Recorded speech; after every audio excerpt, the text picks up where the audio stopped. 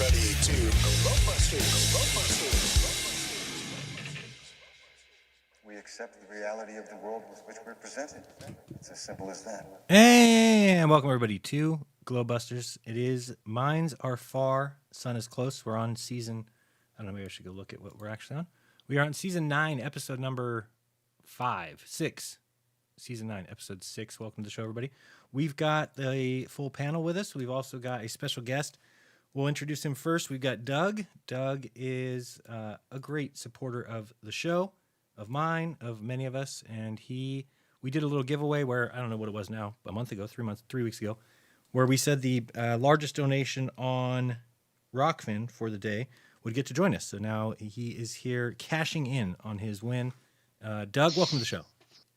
Best money I ever spent. Thanks for having me. You got that right. So we'll probably do it again. I think somebody else did it the second time, but I told them to reach out to me, and I don't think they have. So if you are listening, the person who won, anybody remember who won the second time? Off the top of your head? No, probably not. Whoever won the second time, reach out to me, please, on Telegram, t.me/Jeranism, and we will get you lined up for a future show. And we'll go ahead and do it again. If you donate more than 50 and are the number one person on Rockfin, then we will have you on the show in the coming weeks. So we've got Doug here. He's going to be here for the whole show, be able to pipe in, say whatever he wants. And we've also got Zack, Isabella. Good times for all. Zachary, ¿cómo estás? Yeah, mucho bien. All right. Muy bien. Sorry, Eru. That was horrible. Yeah, doing great. Had a good week. Yeah, ready for the show. Sweet. All right. And we do have back with us Eru Landucci. He's been gone for a little while, but he is back. I'm here. I'm here.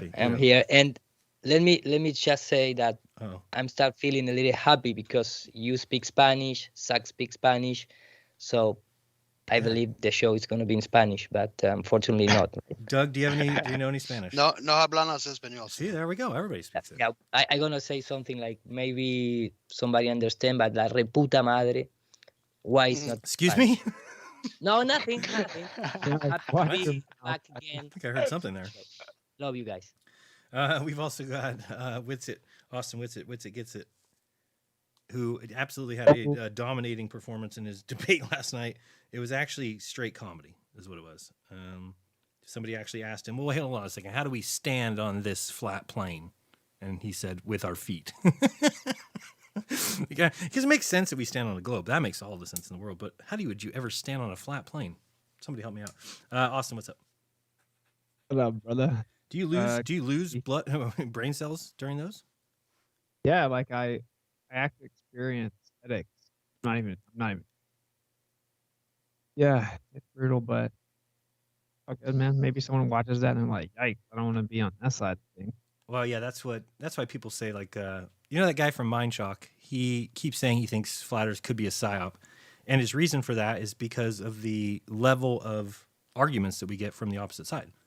He says it's like a concerted effort to basically make the globe Earth look as dumb as possible, which I can see why he says that, because we kind of feel the same way. We're like, but I was driving home from my sister's birthday party last night, and my wife and I were listening to it. But Mrs. said the same thing. She said, this is going to bring this. Do globers realize they're going to bring more people to flat Earth than they are going to take them away? I'm like, I don't know if they realize it or not.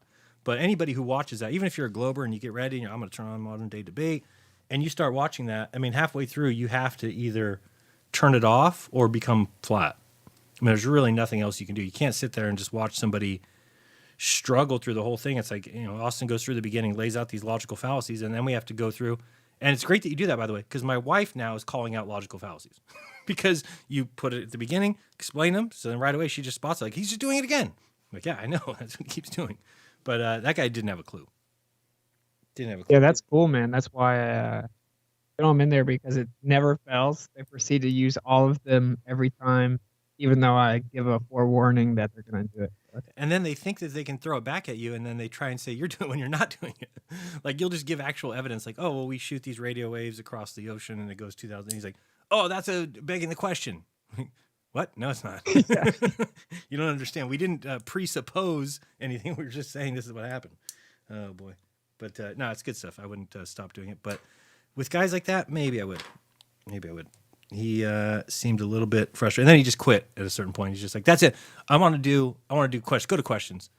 And then he went on this about he asked me to explain gravity on a flat Earth, and I'm like, okay.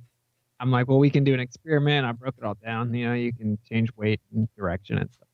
I'm like, but can you show me the same thing, like an experiment that isolates and validates what you think gravity is? And he's like, I'm done with this. I want to go to questions.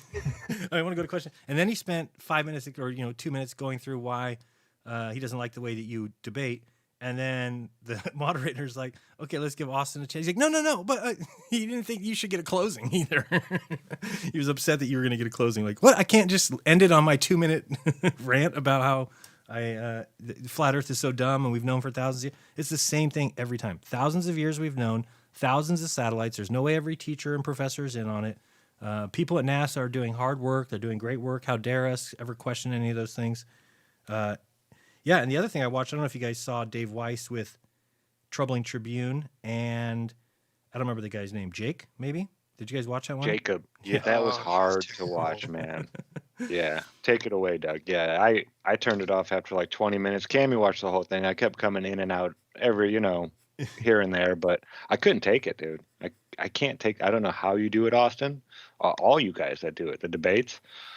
I mean, hats off to you. Well, I don't do it well. Don't give me credit. I mean, if you heard me, I 15 minutes with Brenda on my show, and that's the highest my blood pressure ever gets. I don't get upset. Dude, I can't even take Brenda, bro. I don't know what you're doing. You're like a masochist or something. Dude, I'll give the secret. The secret is, for me, I've created different games in my mind, and one of them is try to make them not be able to deny that they like. Like that's what I was doing to that guy last night. You notice towards the end, he's kind of like, I actually think Austin's like a smart guy, and I don't agree with his conclusion. Yeah. Like make them. That's the new game, so that I can stay entertained and not go crazy. It's like find a way to mental jujitsu this person where they have to like start gravitating towards you and liking you, even though they want to hate you. Yeah, I just wrote that in chat earlier on the Melodome show. They were talking about, how do you combat evil? And it's, well, the only way to really do it, you can't do it with vitriol and hate in your heart. You can't. All you're going to do is create more hate and evil. It's with love. You kill them with kindness. Yeah, it's true. And it works. It really does. Your Well, brother's in there. Ah, come on, brother. I'm just trying to say. what happened? I lost it. Oh, there we go. Yeah, I mean, I think, killing some people, I don't know about Brenda. I don't know if you could really kill Brenda with kindness. Because it's just. No, I couldn't. Yeah, I couldn't do it. Yeah. Huh? Brenda's immortal. You need to just block Brenda if you want to maintain any sanity. I do get why you probably let her come on. Well, I let her come on because I get people who say, please let her on. I've already blocked her 3 times from the show, but then I get people who say it's entertaining, it's part of the show, it makes it good. They hang themselves. And if people don't know, she came on Thursday and said that, a bunch of other things. I'm a liar, I'm a grifter, all the same old story. And then said, we have no evidence for flat Earth. And I said, well, yeah, we give you evidence and you don't accept it. So that's why you say that. And well, I want the numbers. I want the measurements. And I'm like, yeah, it's 0. There's no curve. So we measure 0. No, but I want the numbers. What numbers? What do you mean? 0. 0's the numbers. And quite didn't get that one. And then I said, well, I don't know what you want for evidence. What about the Monterey mirror flashes, 18? And I said, how are we able to see above this hump? She said, there's no hump. There's no hump of water. So what are you talking about? What do you mean there's no hump? And so just to make it clear again, because I think I even saw some people in the Jeranism chat on Telegram saying, oh, but Jeran didn't understand what she was saying. She was saying that the feet and the hump of water are all at 0 elevation. No, I very much understand that.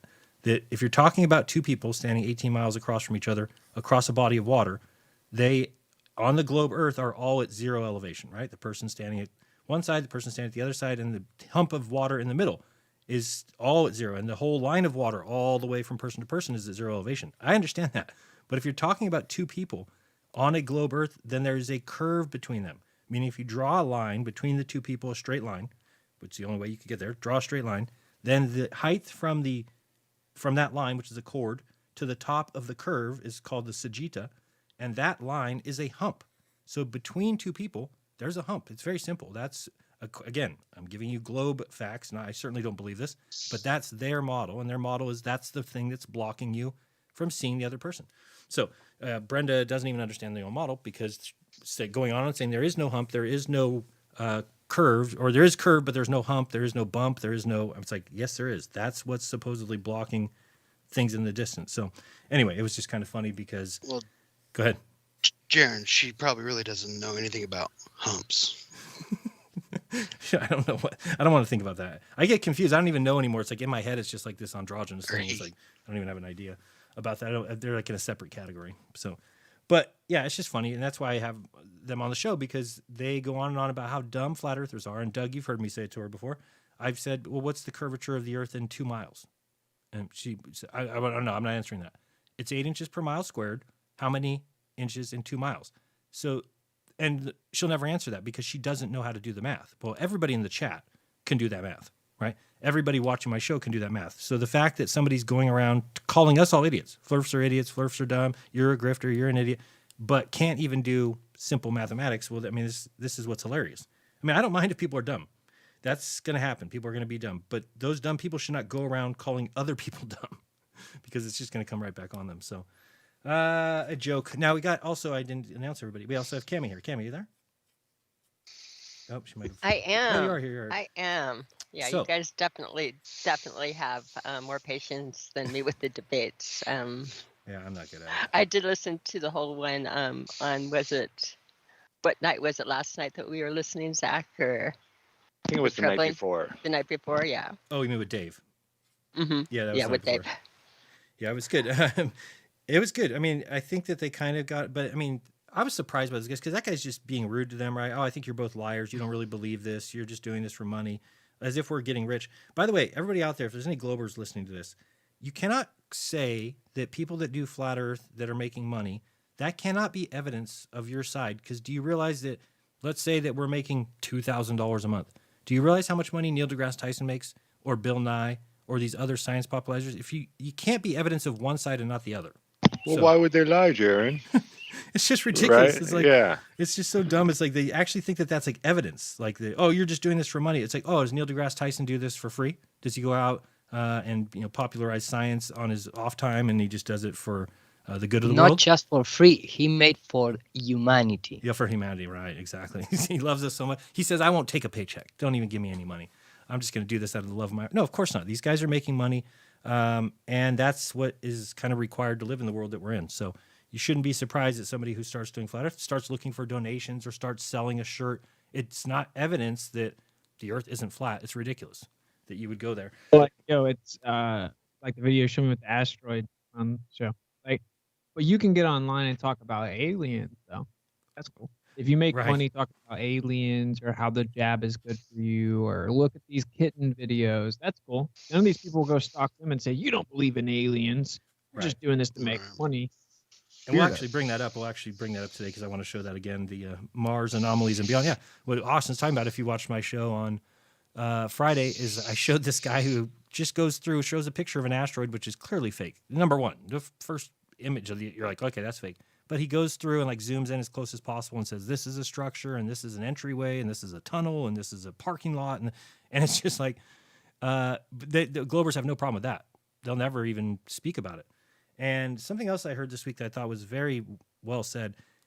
Shouldn't it be eye-opening that of all the conspiracies that there are, Bigfoot, all these things, there's nobody who makes channels that go after one specific, like there is no fight the Bigfoot channel, right? There is no, it's like only Flat Earth has caused all these channels to come out that's their only mission, is to take down Flat Earth.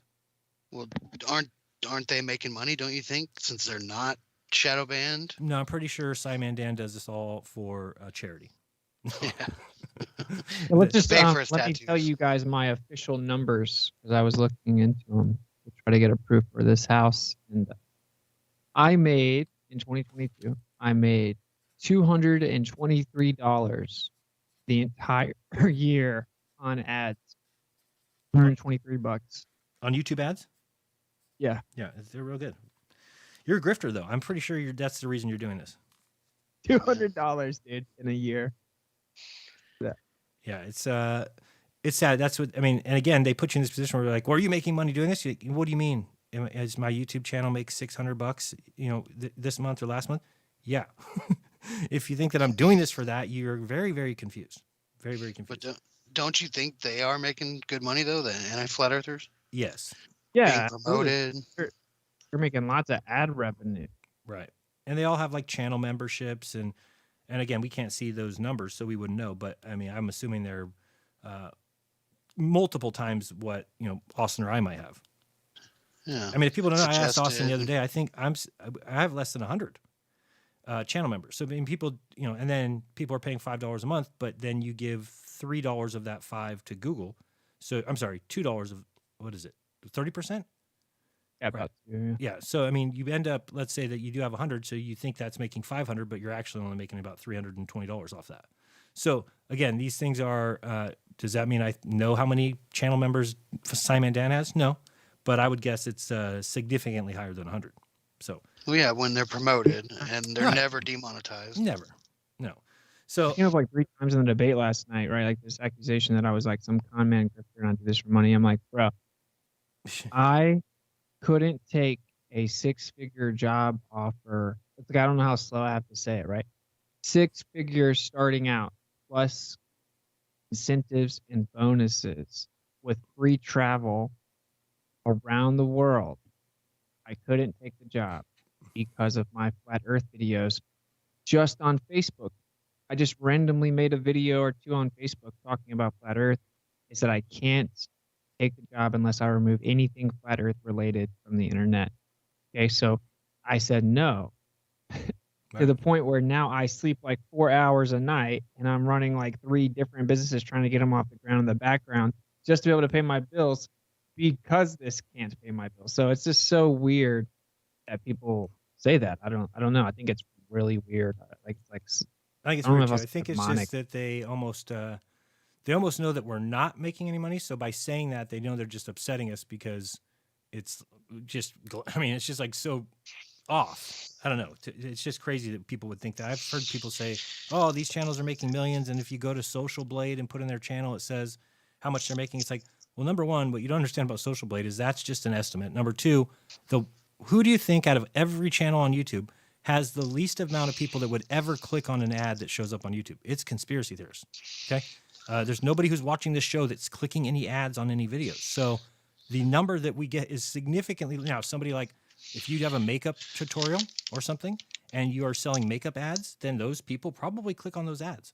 So when you look up one of those channels or Simon Dan channels and there's, you know, brilliant.org commercials or masterclass commercials, I'm assuming a high percentage of people, or I don't mean high as in like 80%, but, you know, I think even if you had 1% click-through rate, you'd be pretty good.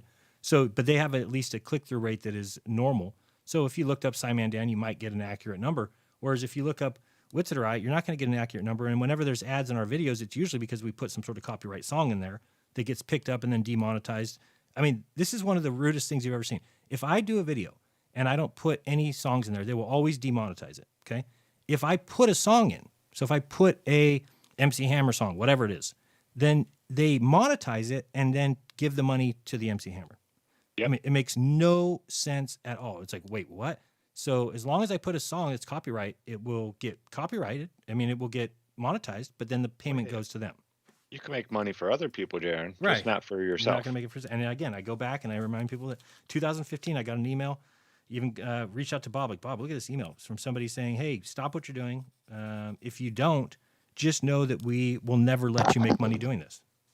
And I kind of showed Bob the email. And he's like, well, try and reply to it. And I replied to it, and then it bounced back that there was no such email address. And Bob's like, oh, yeah, that's kind of, you know, very strange. But the email was just one that says, hey, we see what you're doing. We don't like it. Stop it. And if you continue to do it, just know that we'll make sure that you never make money doing it. And every time I kind of get close to start something, and then you get removed from PayPal. And then you get close to starting something and you're removed from Amazon. And you get close, you know, it's just like one time after another, they just knock you off that rung. And then by essentially shadow banning this channel, all of our channels, we're just basically speaking to the people who already are subscribed. You're not going to really grow from there. So they've done an effective job at keeping that kind of 90%, 10%, you know, ratio going to where they can point at people and call them crazy. Well, I know there are people out there that are making copyright claims as the people who created the video, but they are not the person who created the video. That's right. And That's what they do.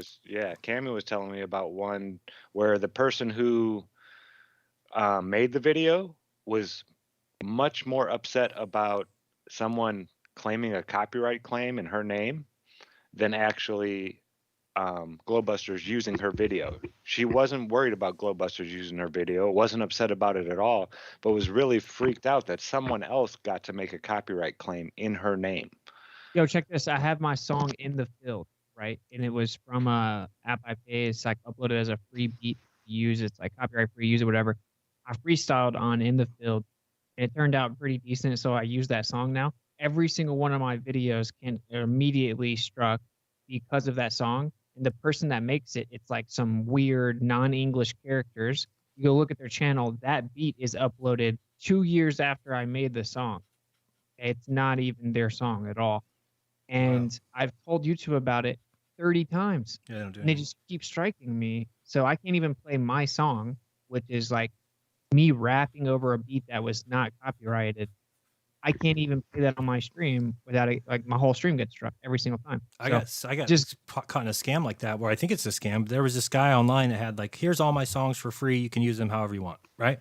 So I grabbed a bunch of them, and then one of them I was using as the outro song. People like that outro song in my video. So I started using that. Well, 2 years after that fact, that guy goes and copyrights all those songs. Think of that scam.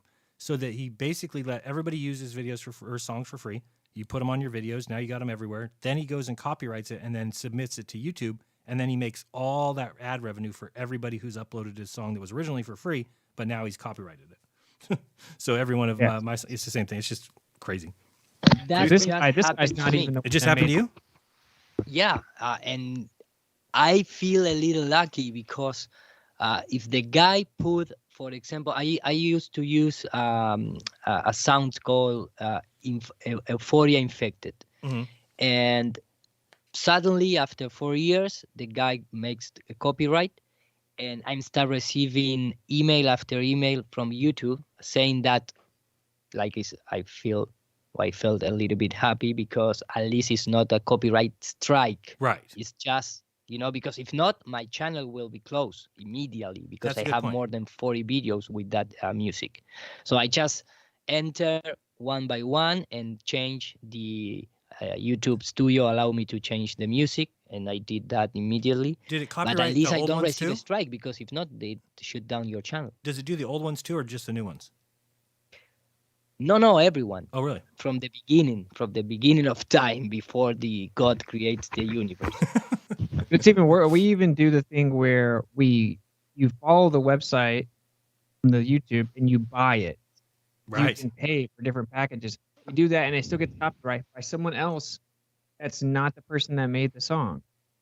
And then you tell YouTube, this person didn't make the song, and then they just decline it over and over. This is why I always use classical music. I go to a site called Classical Cats. Everything on there is over 100 years old. I know it's not catchy or anything like that, but it's really just that small hat magic David taught me. Just put anything, any kind of noise in the background. I'm a rap from classical music. Zach. There you go, dude. Do it. Yeah. But the thing about it is, free. Zach, is if somebody does decide to make a copyright on it, even though it's not legit, that's what we're saying is people are claiming things as not their own. One of the latest I got, by the way. This is not copyrighted material at all by anyone. It can't be. Bach can copyright it. Or even people remember our old GLOBEBUSTERS intro that we bought. We actually paid, I forgot how much we paid, $300 or $400 for the song. Mm-hmm. And from the people who made it. And they sold it to us and gave us full rights.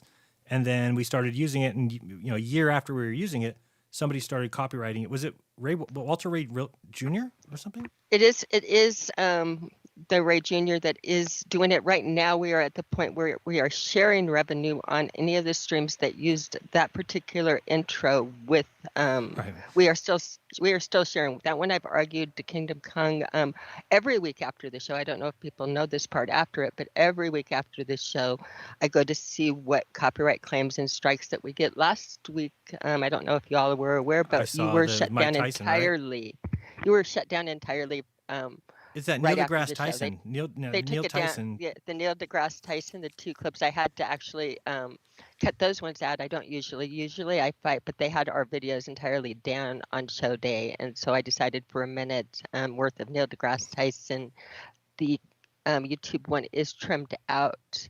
with that one because it wasn't just even claiming. They took us down on it. So I did trim that version. Your full versions are up on Rockfin unedited, but almost all the YouTube videos on here, I've either trimmed them or taken out, muted a couple sections, or again, every week it's crazy. most of the ones I actually dispute, and I win most of the disputes, but when they pull the whole video down, it doesn't, they have too much time to do it. So if I lose it not even being up for the next month, it's not worth it at all. Right. All right. Yeah, So of let's. course. Yeah. I mean, Good. you also have the problem of truthers. Like, so whenever I switched over to Streamlabs OBS, I have to go through YouTube, and usually I was using StreamYard, so it automatically turns your ads on in YouTube to turn them off manually, right? So I start getting flooded with truthers telling me how mad they are that ads popped up on my streams. Well, you had like, to, you cost them 5 seconds of their day. Yeah. What? They had to wait and click skip. Come on. Yeah, it's like whatever. You just can't win. So just chalk it up, bro. You basically have to do this out of good principle. Hope that some people rally around you and try to find other ways to make money, and just try to pay your bills doing something else while still putting tons of time into this, and just hope it all works out because you're doing what's right. You know. Well, that's a good segue, Austin. Thank you for that. But real quick, just to talk about the summit, is this is what got it started. Is Austin and I talking like, could we do something else to where we're bringing value to people, and it's not something that we have to depend on YouTube ads for. And so really, you're on off mute. Either mute. Either mute. Oh, you didn't hear me? Sorry. We'll mute him up here. Oh, there he goes. So anyway, the conference is coming up, or the summit. That is 2 weeks from this weekend. So right around the corner, 623, 624, and you can go to, despite Dave Weiss pretending like he doesn't remember the website, it's actually not very difficult. It is just trueearther.com. Let me bring it up over here and show you how to do it. Let's see here. But anyway, and I kind of mentioned it on my show, but I'll just mention it again. This is our vision of the summits.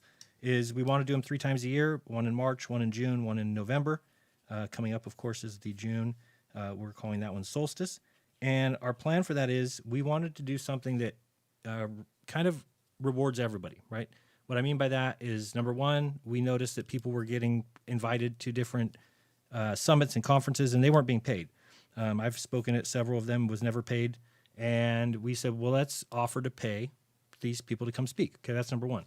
Number two, we said, we also think if they're advertising for us, they should get a piece of that ticket price. So they get almost half. It's actually half of the proceeds of the tickets. So that's something to where if somebody's out advertising, say, hey, come check me out at this summit, we figured that's great. And it's getting new people, new eyes on new creators, and that's fantastic too. Then we said, let's create coupons to where we can get everybody to offer coupons at speaking and things, kind of help get businesses some eyes on them. So if you're a business out there, a flat earth business, if you want the hundreds of people that come to the summit to see your product, reach out to us. We put your ads in our coupons or your coupons in our goodie bags. And so what ultimately we want to have happen is to where, let's say it's Amanda Vollmer and she's got consultations that are $200 an hour, but she gives half off to the people that attend the summit. So that right away, if you're going to use her, it would have cost you $200. Now it costs you $100. So you just saved $100 where you bought a $50 ticket. That's just one person. So our kind of vision is, if eventually, and it takes time to build all this up, but people coming to the event it would almost cost them money to not come. It's kind of the idea we're thinking, right? Where you're spending $50, but look at all that you're getting. You're getting way more than $50 in value. So essentially what that does is it creates a place where people can come. They make money for giving a presentation. We're helping take care of those creators. It was great to be able to hand Amanda Vollmer $600, and say, hey, thanks for speaking at the event. That's just awesome because it's somebody I look up to and somebody I've watched and haven't ever been able to support. So that's great. So it's doing all those things. It's supporting the community. It's highlighting some of these businesses, these flat earth businesses or other type truther businesses where we're able to get some eyes on them that they otherwise wouldn't have had. So overall, we don't see any negatives to it. That's why we said we wanted to stick to that $50 price. We didn't want to start, okay, now we're getting more, let's raise the price. And really, it could be something really fantastic for even Austin and I if we could double our attendance. Now, we know that's not going to happen in one event. It's not going to happen in a year. But let's say down the road, if we could ever double what we got last time, now we're talking about something that we can start to maybe relax a little bit and not have to be dependent on so many of these other things, where that can really help us. So just pointing out that there is other ways to support that are rewarding to you. It's a 2-day event. You're going to get about 15 different presentations, plus comedy, plus music, for $50, plus meet people, plus hang out in the chat. And again, if you can't attend because you got work or something, well, then you get to watch it anytime you want for life, since you bought a ticket. So, Austin, am I missing anything there while I bring up this website real quick? Nah, that's about. I mean, yeah, you laid it out pretty thoroughly there. I think that's a good point that's relevant to what we were saying earlier, though. We should just be creative in how to support each other, where it's like beneficial for everyone. I think like we talk about this all the time, and people almost get frustrated. But like the biggest trick is the whole like truth should be free. Like truth is free, buddy. Like go do all the research. You want somebody to do all the research for you and then give you the finalized product and then an hour-long presentation that changes your life, and tip the piano man. So right. I don't know. This seems wild that concept is still disputed, but yeah, I think that this summit's really dope. There's like a whole variety of subjects that are going to be covered in the summit. That's just like some incredible stuff, from electric culture to terrain theory to law, like legal freedom. It's like a truly epic span of subjects, ancient civilizations, and where's the real old world, and pretty crazy. I think it's super cool. I didn't even know, this whole time you've been telling me David and Don agreed to come. I didn't even know until yesterday when I was putting up this photo, and I was like, oh, I got to find their website. They're the ones who wrote the book, What Really Makes You Ill. I had no idea. What Really Makes You Ill. Yeah, I had no idea. So that's amazing. So we jumped on with Andy Kaufman a lot, Amanda Vollmer. Yeah. I guess I didn't recognize the name. So, we've got both them presenting. We've got Dave Weiss, who's going to be part of the panel again. Ira Landucci going to be doing a presentation. Austin Thompson from Mellowdome. Jay Dreamer's going to be doing a presentation. Casey, Caleb, and Derek giving a presentation. Santos Bonacci is going to be there. David Wolf is back on Friday night. Kingdom in Context. Sean Griffin going to be there. Brandon Bigsib giving a presentation. Dr. Narco Longo from Old World, Florida. He's awesome. If you're not watching that channel, you're missing out on some gravy there. Clara Loretta back for another presentation. Dr. Barry Lando. If you don't know him, you're not watching the Alphabetic channel. Great guys over there. He's been doing a lot of stuff on electric culture, and all these guys are obviously Globe skeptical, right? And Foundering, if you don't know him, he's awesome. Done some fantastic songs. Got removed from YouTube recently, so he's only on Odyssey now. If you want his link, you can find it there. And then Christopher Crum doing music on day one. So we're really looking forward to it. Again, it's 623, 624, and you can just go to trueearther.com. If you are already a member, you can just log in and then basically go to the pricing tab and pick one of the packages that are available. It is the last time that we're doing the lifetime passes. So if you wanted a lifetime pass, because we're going to be doing 3 of these a year, and we have other plans to add things, whether it's debates, courses, things like that. We are still deciding exactly what to add to this, but you would have access to everything. But this is the last time that we'll offer it. So we did it last time, we'll do it this time, and then it's just going to go to basically yearly or per event pricing. And the only thing that's weird about we may have like PPV debates, and say you have your package, you get to slide in there without paying for it. Correct. It'll pay for itself in 2 of those debates. Right. What's so cool is, of course, we're doing the same thing we did last time to track it, where the first time was just a coupon code. So did we set up one that's just generic? Yeah, I have one I put as this, I think, save 50. So it's right here. It's just telling people because we keep trying to remind people to use a coupon code, and then we had 3 sales on the first night that I announced it, and one of the people didn't use a coupon code. So I'm like, man, we got to really try and get people to see it, that the pricing is, and we had to do it this way because if we did it like $1, we only got $1 off. Well, then a lot of people wouldn't use the coupon code. So we're not getting a true representation of who is bringing those people. By putting it as a large discount, 50%, we figured, well, everyone's going to use a coupon code because nobody wants to pay the extra 50%. This way we're forcing people. But then people get kind of confused because they might see the price and say, oh, $100, $150. You guys said you're going to keep it. Well, these are the double price, right? So nobody should be paying this $100. Nobody should be paying this $150. The pricing is here. Everybody use a coupon code to get your ticket. Again, everybody use a coupon code. Yeah, use Doug 50. No, Doug 50 will not work. Sorry. Put that in there. Come on, man. Oh, we can So try. you see right there, there's some of them listed. You got wait, is mine with it? Yeah, you're. Let's try right here. So I just right here, I'm going to put Witsit 50 and it's all capitals WITSIT 50, and then hit check, and it will erase that 100 and move it to 50. And now you can go through and finish off the It says presentation. 0. What? So Where's it's 0? 0, isn't it? Oh no, okay, it changed. Oh yeah. Okay, so you got Witsit 50, Jeran 50, Save 50 as a generic one. All the people have their coupon codes, but I just want to please use your coupon code to buy the ticket. I can already hear that. I can already see the beg emails. people to please save 50% off the ticket. Right. And it's just the way we No, tried to you do know it what would last be time, but- nice would be if you had a GLOBEBUSTERS one to put in for like a fund for magnets and background research and that. I'm just saying it would be nice. We could do that if you want one. I will put. What do you want it to be? I can add it. GLOBEBUSTERS, yeah, Okay. do just GLOBEBUSTERS, and that would just be for background research. Okay, I will add it. Supply people with materials because I will supply them.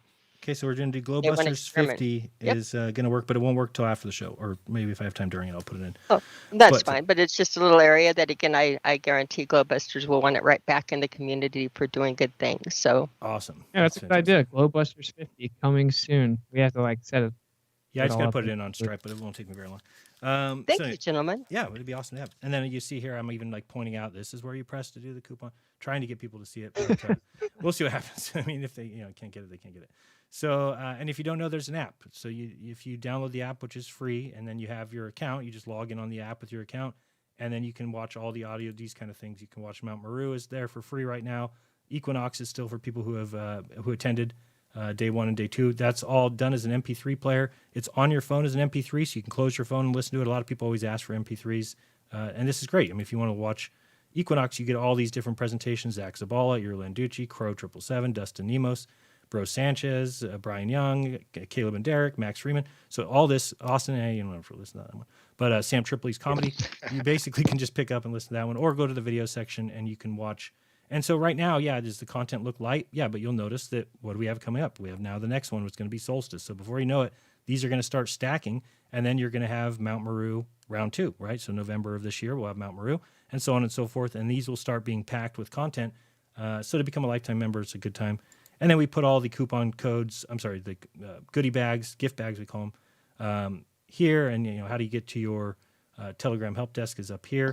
So anyway, it's a good thing. Which we have plans to make it better. I mean, Austin and I, our biggest complaint, Austin, we've done like 3 or 4 Zoom calls with companies that provide like whole entire platforms for summits. And they want $4,000 a summit. Some of these, that's how much they charge. And we're like, Wow. we can't, I mean, we don't even make 4,000. So what are we going to, can't do that. So now eventually down the road, if we can ever find one that works for us or that we can afford, our goal is to make it as user-friendly, as easy, as efficient as possible. Now, some of these are like extremely awesome, but they're just too expensive for us right now. So we're not Did saying this will be you the way see it is what forever. David just put in the chat? No, what? Anyone who buys a lifetime pass gets a lifetime subscription to the app. Did you hear that? Awesome. So if you buy a lifetime pass, Dave, does that count for like Doug? Doug is a lifetime member. Are you not, Doug? Yeah, I already said I needed to collect, and I asked David to reconsider. That's kind of That's a big to one. give away. Yeah, it is. So Dave, you need to decide whether or not people who are already lifetime members also get that deal, or are you just doing it for the Solstice event? In which case, Doug, you're paying monthly for that. No, we'll find out from Dave. I don't know how you can even do that, but that's awesome, Dave. Thank you so much. And this is the goal too, right? As we go on, more and more people want to offer things to the people coming. And, I even asked like Kelsey yesterday, I said, Kelsey, do you want to give me a coupon code for your store? And she was like so excited. She's like, oh yeah, make sure you tell me every time. So because stores like, you might not know Kelsey's store. You might not even know the address of how you buy, a hoodie or something from her. So what this does is it helps get all these different stores, these companies, these small businesses that are run by flat earthers together in one place. So we're actually supporting the community and people that are doing, good work, whether it's selling shirts or whether it's consultations for something or whether it's, you name it. So I think overall, and I don't even really remember how we got on the subject, but I was just pointing out that what we're doing is not a matter of, that's not grifting. When we spend all day trying to figure out how to make the event better, how to have better people, having to follow up with these people, get them to commit to times, creating a schedule, If you think that's grifting, you don't understand anything. You don't understand. Well, people anything. that just don't understand even how to work or run businesses at all. But No. I will say this is like the real simple summary here. It's like it's a creative way that everyone benefits. You know, like, oh, here we're all people that are truthers that all spend money. If we can find a way that the money we spend on stuff we need simultaneously supports other truthers, it seems like a no-brainer. So Correct. you getting activated charcoal, if you drink coffee, whatever it is, right? If you like certain True Earth merchandise, whatever it is, either you can go buy individually everywhere here and there, or you can just be a part of the collective where all the money's going. It's kind of like in-group preference, you know, like Zack mentioned the small hat magic, right? They've mastered the in-group preference. So like as truthers, we should do the same thing, right? Like where I am prejudiced if I hire someone, they need to be a True Earth, right? Like we need to start doing that. That's like really what this whole summit ordeal is about. It's much more about just bringing everyone together where it's like, oh, well, let's not just feed the beast system. If I need to buy something, I can either go to Amazon or I can use my summit coupon over here at David Avocado Wolf store, right? And it's obvious that the better move is to make sure we support each other within the community. I think that everyone should be able to get behind that idea. It's weird that some people have to be convinced of that, but yeah. So I think it's like a beautiful idea in that sense, right there alone. Yeah, and just to mention, anybody who uses what I've done the last couple, and I'll probably do it again, is I'm giving 50% off my consultation coupons to VIPs, and I think it was 25% to general. But I charge $100 an hour. That's the most expensive. If you buy 2 hours, it goes down. 3 hours, it goes down. If you buy packages, but so a 50% off coupon of that is immediately $50 off, which means you've already saved. So if you at any time in the next year plan on using me for streaming consultation or for video making or for crypto, then just by attending the event, you actually are reducing how much you're paying there by half. So, that's what we're trying to provide to people, is a reason where they look at it and they say, oh, it actually makes more sense for me to attend. And then what do you get? All those presenters that we just gave you. And we also feel that since we pay them, it's a better presentation than you would expect somewhere else. If I'm told to come speak somewhere, I'm like, okay, and they're not paying me, I could see, giving a little less of a presentation or spending a little less time on it than I would if somebody says, hey, Jeran, here's a couple $100 we want you to present here. Oh, really? Now I got to sit down and write it out and make sure it's nice. So by doing that, we think we get some of these better presentations. We think that the people put more time and effort into what they're presenting to you, and they also want to highlight themselves, right? So you might not. Yeah, like it incentivizes like the best, like the highest level content. Like I was talking to John from Kingdom Context. He's like, dude, I'm gonna put something together that's so epic. The summit, right? It's like this forever. Like Brandon Biggs is like, oh, like I got you. I'm gonna. Oh, World 4 is gonna do the same thing. Jay Dreamer's like, oh, I'm gonna put together something awesome for the summit. Trust me, right? Like it incentivizes these truthers that you should already be supporting, right? Like to really bring you an information-packed, like profound hour-long presentation that like levels up, right? What they're going to tell you, what they're going to show you. So it's cool in many aspects. I think that this one's going to be incredible. You're going to have a bunch of people like really bringing like A-game presentations of all these different subjects. This is so the it's first. very cool. It'll pay for itself in that alone. This is the first we've had to turn people down to speak. So obviously it's getting to be something that people are interested in, because there's people who have presented before who would love to again, and we just didn't have the space for everybody, because we like a little bit of mix. We don't want to go all brand new people, but we also don't want to go all people you've heard before. So we're always trying to mix and match, get a couple new ones in, kind of push people out. We'll get you next time. So really it's just so much more work than I think people even have any clue what's going on behind the scenes. So when I hear people say grifting, I'm like, do you understand what grifting is? I mean, do you understand that this is not just, show up at noon and sit here and turn on my computer and then turn it off at 3 and that's the end of my day. And I think what caught me saying this is Austin saying that he's getting 4 hours of sleep a night. I'm around those same. And it's because, I always thought like, oh, what am I, my own boss? I can't wait to get out of CVS where I work 10-hour days. I'll go work for myself. Well, obviously I now work all day, right? So it's just like so much for that idea. It's not a less workload. So to call it a grift is just ridiculous. Like, what do you mean I'm working? How is that a grift? Grifting means swindling someone. Like people don't even know what the word means, but they say it. Just like when people say I use words out there. Yeah, no. It's whatever, bro. I mean, like when you do what's right for the right reasons, everything works out. people are always going to sit on the sidelines and cry and That's call what you names. said too. Yeah, that's what made me bring that up. Is that you said that all you can do is try and provide the best product that you can or the best service, and it either is going to be something that people catch on to, latch on to, and like, or not. And so we just, by saying, hey, this benefits everybody, then our hope is that it does catch on, and we increased viewership from the first one to the second one. So will we do the same again? We certainly hope so. Dude, with that grift is lineup, what Aaron Ra yeah. did. All right, that's a grift. What Aaron Ra did, donate money so I can go take this plane trip and then never take the plane trip. Oh, you mean the other guy? That's a grift. What was his name? Or that wasn't Aaron Ra? Maybe it was, but I think it was the other guy. Whatever happened to that guy? He was like what was his name? The Vampire Ninja Turtle dude. It's the Undertaker. Come on. That's so funny. Doug was about the promo us. Doug, go ahead. Go ahead, Doug. We'll let you go. Go ahead, Doug. Speak out for us. I was just saying with that lineup that you showed, man, that I'm looking forward to it.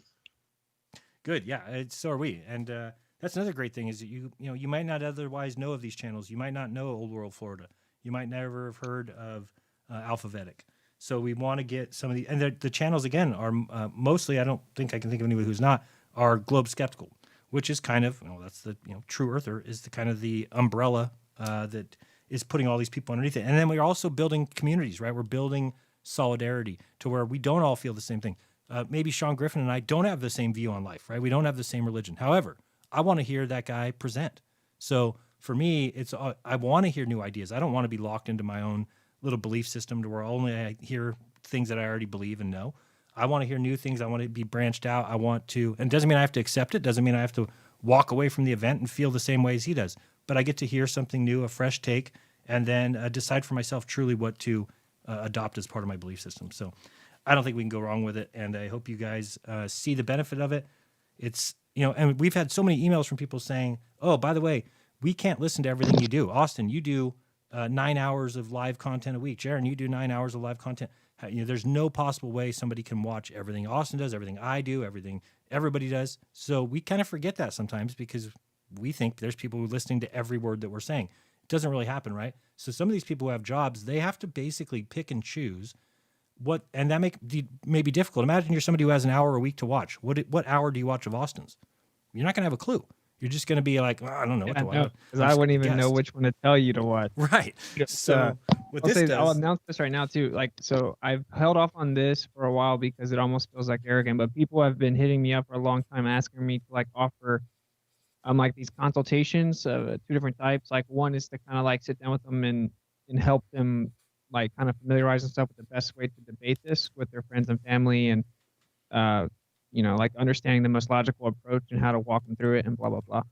And then to also be able to say, Austin, let me book this hour with you and bring my dad and you talk to him about Flat Earth.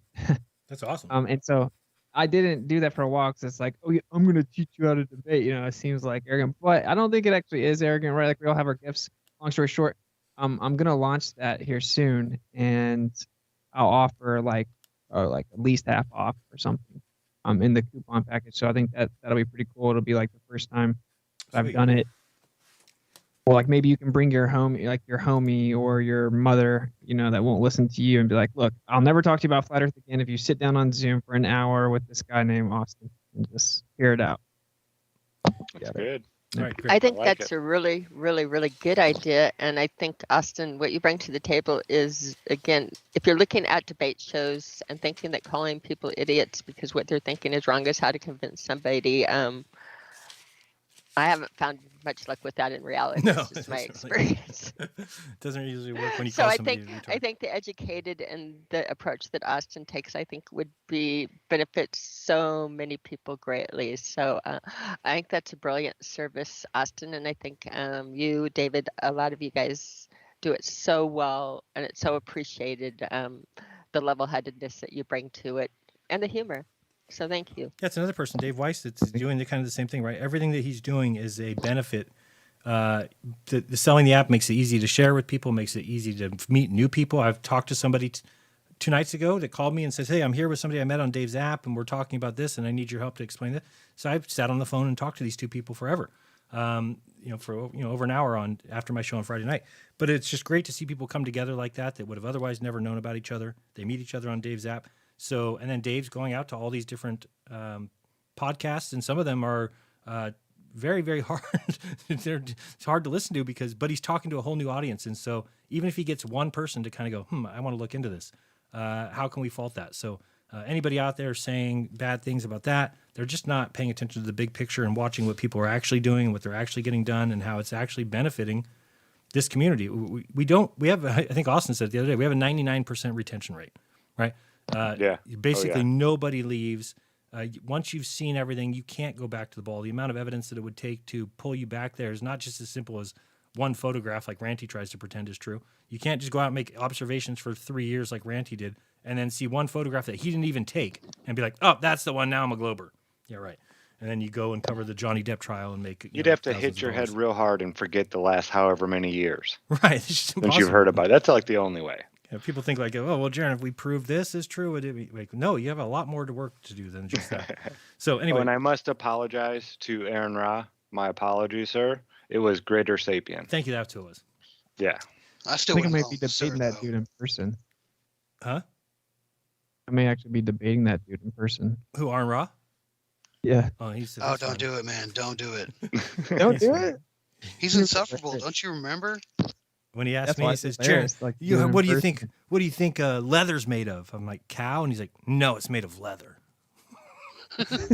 Thanks. That's a great debate point. He was trying to explanation for anyone who can make a living just telling everyone how much they hate God. Or he tells people too, he says, I don't have any beliefs. I have zero beliefs. Everything I believe is true. The distance to the stars has been proven. And I was like, well, hold on a second, bro. The distance to the stars isn't a belief? Oh, boy. Whatever you need to tell yourself. Whatever you need to tell yourself.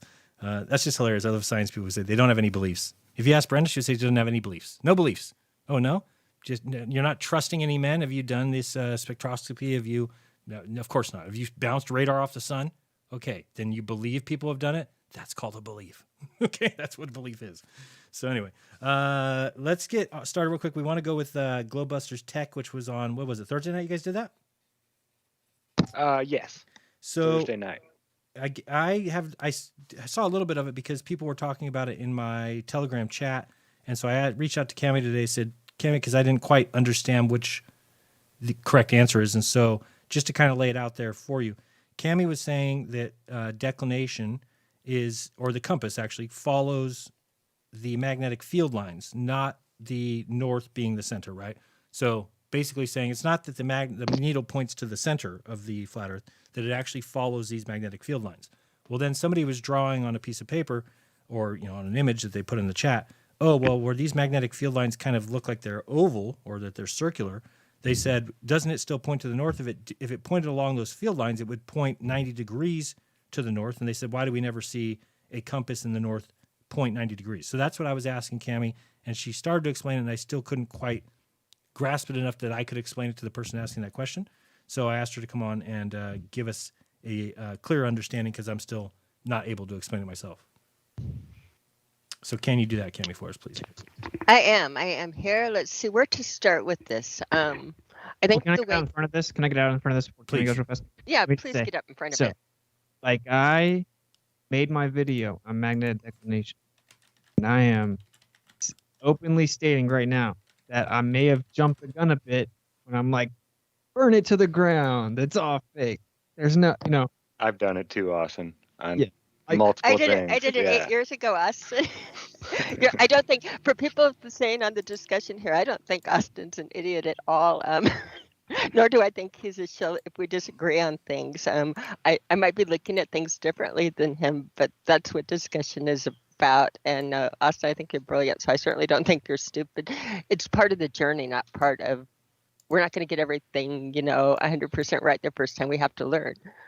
And right now I'm still learning, and so I want more people looking at this. Find if I'm wrong on this, and I can be wrong, work it through with me. So let me show you. I can tell you what I see. Can you see this? But go ahead, Austin. Oh, that's it. I was just saying we'll figure it out together. I think that I made good points, but I think that I may have went a little bit further into the conclusion realm than I should have. I'm not going to take the video down as of now, but in a way, I'm contemplating it because I'm like, I don't want people to continually reference that where I'm like, there is no magnetic declination. Then they can just look and see, well, there seems to be a little bit of a deviation in the north. And what are you talking about? So anyway, I just wanted to throw that out there. That disclaimer. It's okay to occasionally get things wrong, Yes. and then we can just all come together and try and figure out what's really going on. So Absolutely. if anybody watched my show on Friday, I'm like, one of the things I like about Austin is that he'll admit when he's wrong. I don't know why these other channels can't do that. If you make a mistake, just say like, oh yeah, I may have jumped the gun. Other channels will just like dig their feet in, like, nope, this is it forever. Mhm. This is the way it is forever because I said it originally. It's like, no. But anyway, let me just show you this, Cami, because this is where I am confused. That I do understand. Let me just copy this, cut that. So I do understand where this this kind of model. So this is everything leaving the north going to the south. And if we took a magnet, right? If we took a compass, I should have put north and south on this. Let me do that real quick, or else it won't make sense. I'm just going to put a dot where the north is here. Let's put a white dot up here. Okay, let's say this is the north end of the needle. It makes it a little bigger. All right, so there, that's north. So if we took this, let me grab it real quick. Come on, circle. So if we took this compass and went next to this bar magnet, that it would actually be pointing in the direction of the lines, not the north or south, right? So if we went like this, okay, let me get it back here. Come on. All right. So if we took this little compass here and we moved it around, that here, this compass would line up like that, correct? And then if we moved it to here, then it's going to line up to this. Is that correct? That's how it kind of go, and then it would go all the way around to here. And of course, the north is attracted to the south, and the south attracted, right? Well, yeah, it also depends on where the two electrodes were placed to make the magnet. I mean, if they were placed on the very ends, but sometimes they'll have it to where it's almost like maybe it's on the end where they did it and not the actual end of the magnet. And that will change where the center part of the polarity is, if that makes any sense. See how this one looks kind of like the magnetic field lines? I've never seen a magnet do it like this. It always comes out the end and curls all the way around. So what I mean is if we put, let's say this is just a bar magnet, so erase these lines. If I put this compass against here, I'm assuming that the compass needle would move to about there, right? So if you then drew a dot here and said, okay, now let me move it here, then it's going to actually spin a little bit. And then if you drew another dot where the north was and then put the compass on that dot, it would spin here. Yeah, it does that. Okay. Yeah, just making sure that's what. So I guess where people are confused is they're saying if we're, let's just say that there's a north. Okay, so we know the center is the north.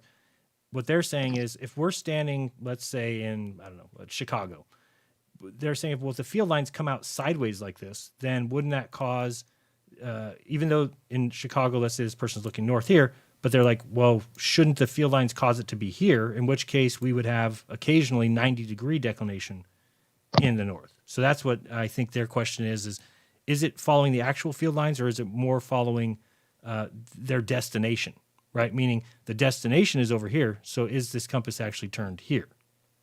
Well, now think of it like, have you ever seen them drop the iron filings? Yeah, I actually had some onto a videos of sheet. it. Yeah. It's not like the filings are all pointing to one certain area on there. They're actually going in that arc that is created by those magnetic field lines. They're never all actual part. Like this, you mean? Yeah.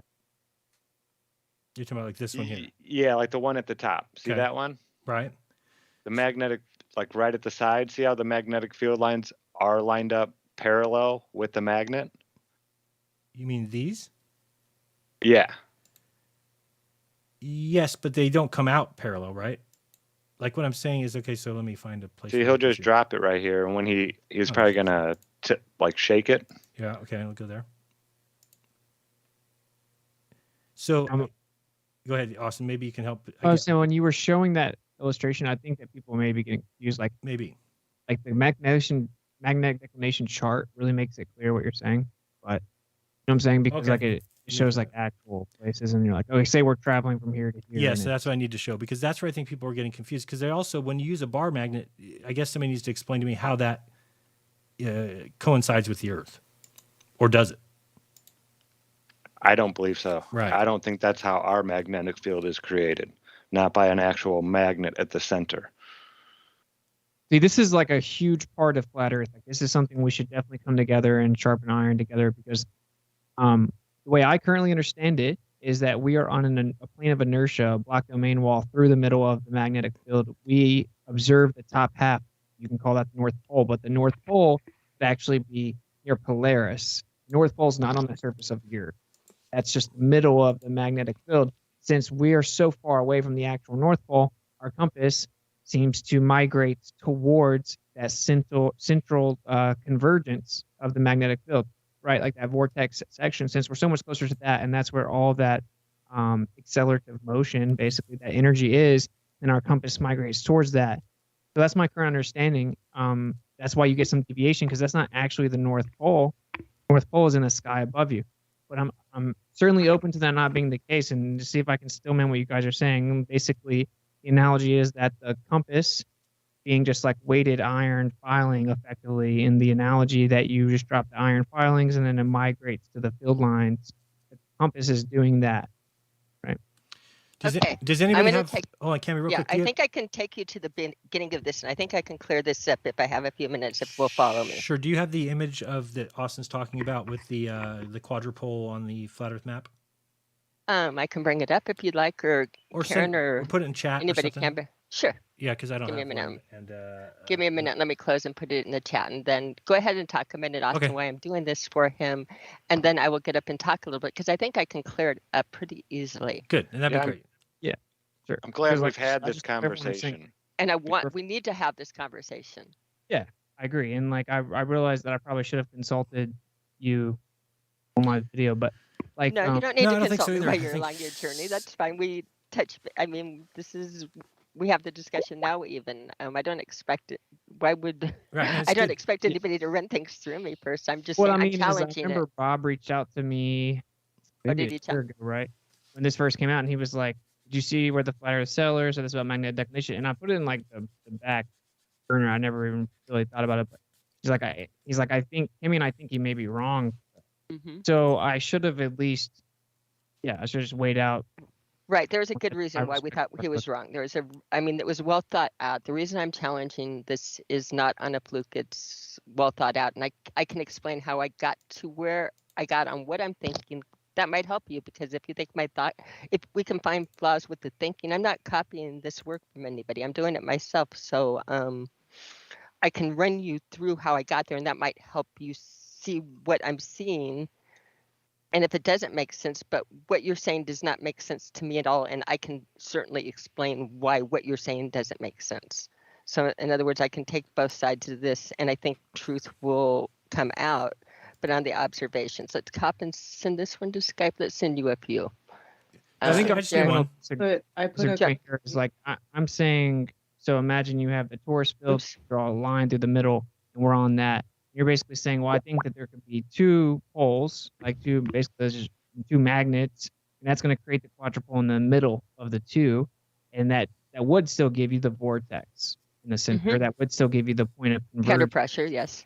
Right. So I'm certainly open to that idea, because it is viable for everything I'm using the other thing to explain, because you would then actually get the torus field in the overall manifestation, and then thus get the ellipses the planets and stuff. I would have to think that together. Correct, and your quadrupole is going to create a single toroid field over it. Your quadrupole is not going to. What's interesting, I recognize I did not invent the quadrupole. I did not do anything with the quadrupole other than study what has been learned about and where they use the quadrupole, and recognize it in the middle of the map. But the quadrupole, when you put this magnetic configuration in, it's used a lot. And what's really interesting and intriguing about it, and I'll show you again where I found it, and you can tell me if you think I'm crazy, but a quadrupole has we use it in CERN and in science a lot because of the properties it gives on the magnetic field. It actually is a natural field extender and field stabilizer. So if you're creating a magnetic field, or that they use that quadrupole because it augments it, it stretches it out, and it evens it out and keeps your readings. So if you're, it's the genius in what I'm seeing. And the coherency, when you take the magnetics and put them out on a flat Earth map, it's the coherency and the intelligence that's there. And again, I'm going to start sending you So, some no, things that's to good. start presenting instead of just Well, we've got this is doing enough. that. This is enough Can for you me to guys explain. hear me? Oh, Hey, good, Karen. Let me just Yeah. explain this real quick, and I'll show you what the problem was in the chat. So what they were saying is, if it follows these field lines, what they were taking that to mean is that if somebody was standing here, where this blue field line is going left and right, they're saying, okay, well, we know that the magnet points north. You're saying it follows the field lines, which means it would point this way, which means that you should have somewhere just like this, a 90-degree declination, which we don't have. So that's what the contention was, where they didn't understand. They said, how is it following the lines? Shouldn't that mean that the compass would point here, here, here, and then when it got here, it's going to start to flip around. So that's what we want answered. Okay, it does. In other words, I want those people in those locations to do it. North America and Chicago, you'll see that there's not a straight, or that your declination that you're giving me, like Chicago, is almost straight up. So it's a really bad representation. Sorry, I just mentioned that. Yeah, you're right. Right. In other words, you're going to need to find me one of those curves and get me people, because I've tested. I've tested in Hawaii. I've tested in Denver. I've tested in South Carolina. I've tested in So like here, Montana. In other words, I've California, done some right? different things, but I have not tested everywhere. What I can tell you, let's start and see let's see how declination started. Let's take this back to the beginning, because I think this might help you. I think you're jumping forward so much, but there's no reason for me to believe that it's not swinging sideways in some of these areas. And it looks like up by in Canada, if you do the coast up north towards Alaska, there's a good place to check. Here. Yeah. In here. Yeah, Right. but I mean, here, Right. like this is California, right? And California Right. has a declination of like 12, not Right. 90. Right. But that's not a 90-degree from the center. That's What? not how they got to declination and how declination started, which by the way was in BC long before the globe, is that the sailors in this, on doing the directions, we'll just start at the beginning. The first direction that they noted was south, and that was, or east where the sun rises. And as you got down to the directions, you got them that you denoted that east was where the sun rises. Polaris you had in the north, and I am doing this from a northern hemisphere, because most of the stuff I'm reading historically has been in Japan, in India, and different areas that were all northern hemisphere based. So you have people noticing, and this was the Chinese, in that if they floated a magnet, it would point in the general direction of north, but it wasn't straight north, it was there. They did know what straight north was because they sailed and they traveled, and you have something. So what they were using to mark north is they were using two things, Polaris. Okay, so let me just ask this, and I'm going to turn it over to you, because again, just to be clear about what the contention was, is that they're just saying, if you're saying it follows these field lines, and if I'm not mistaken, you're saying that a person out here in the Pacific Ocean, if they pointed their compass north, it's going to be pointed this way. Correct. And then they're going to travel out here in the water, and they're going to have to wait till they get all the way here, and then they'll start traveling towards the north this way. I am saying that is correct how it works. Okay. And on all their maps, I just found this for the show that we did on Thursday. It's marked. Well, then how are people so confused about distances? Of course distances are off. Yeah. Of course they are. That's what I said is you're throwing out the baby with the bathwater. You're doing the things. Some of the things that I can tell you that will right now make you think is when they're saying that it's not real. I want anybody in the northern hemisphere to take a sextant, line up where they are with Polaris, with a sextant, and pull down on it, and then compare that line to where their magnet points north. That's one way to check it. Your second way to check it is when your sun makes the shortest shadow. So if you presume that the sun goes in a perfect circle, so I believe that your sun measurements might be off more than your Polaris one, as far as looking at a center point. They also cross-reference declination, that again, the sun traveling in a circle, the place where it's most overhead would be your facing due south in the circle or away from north, because it being directly overhead. So your shortest shadow. The way we were having people take their declination was by doing their shortest shadow. So if you see what direction you face south and turn around 180 degrees to face north, and then point that to where your compass is pointing, the difference is called your deviation. It was always called throughout the years deviation. Declination is a new word that they came up really when they did the globe and some of the directions, and I believe that they were using it to confuse people in compartmentless in compartmentalizing it and understanding what they're really looking at, for the fact that it's not a declination, it's strictly a deviation. Declination is taking you up and down, and is throwing another confusing term in there, because your declination is going to be a up and down vertical motion, not that. Now, your magnets too, if you do a nautical magnet, you'll notice too that you'll be getting a pull down. It's not just a straight across the north. There is different vectors to the magnets that you take as you take them along the ground, and I've tested that too. All right, so sorry, and I interrupted Karen too. Karen, go ahead with whatever. I interrupted you.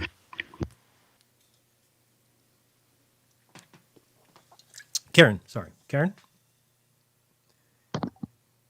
How'd she leave? Karen B. Karen?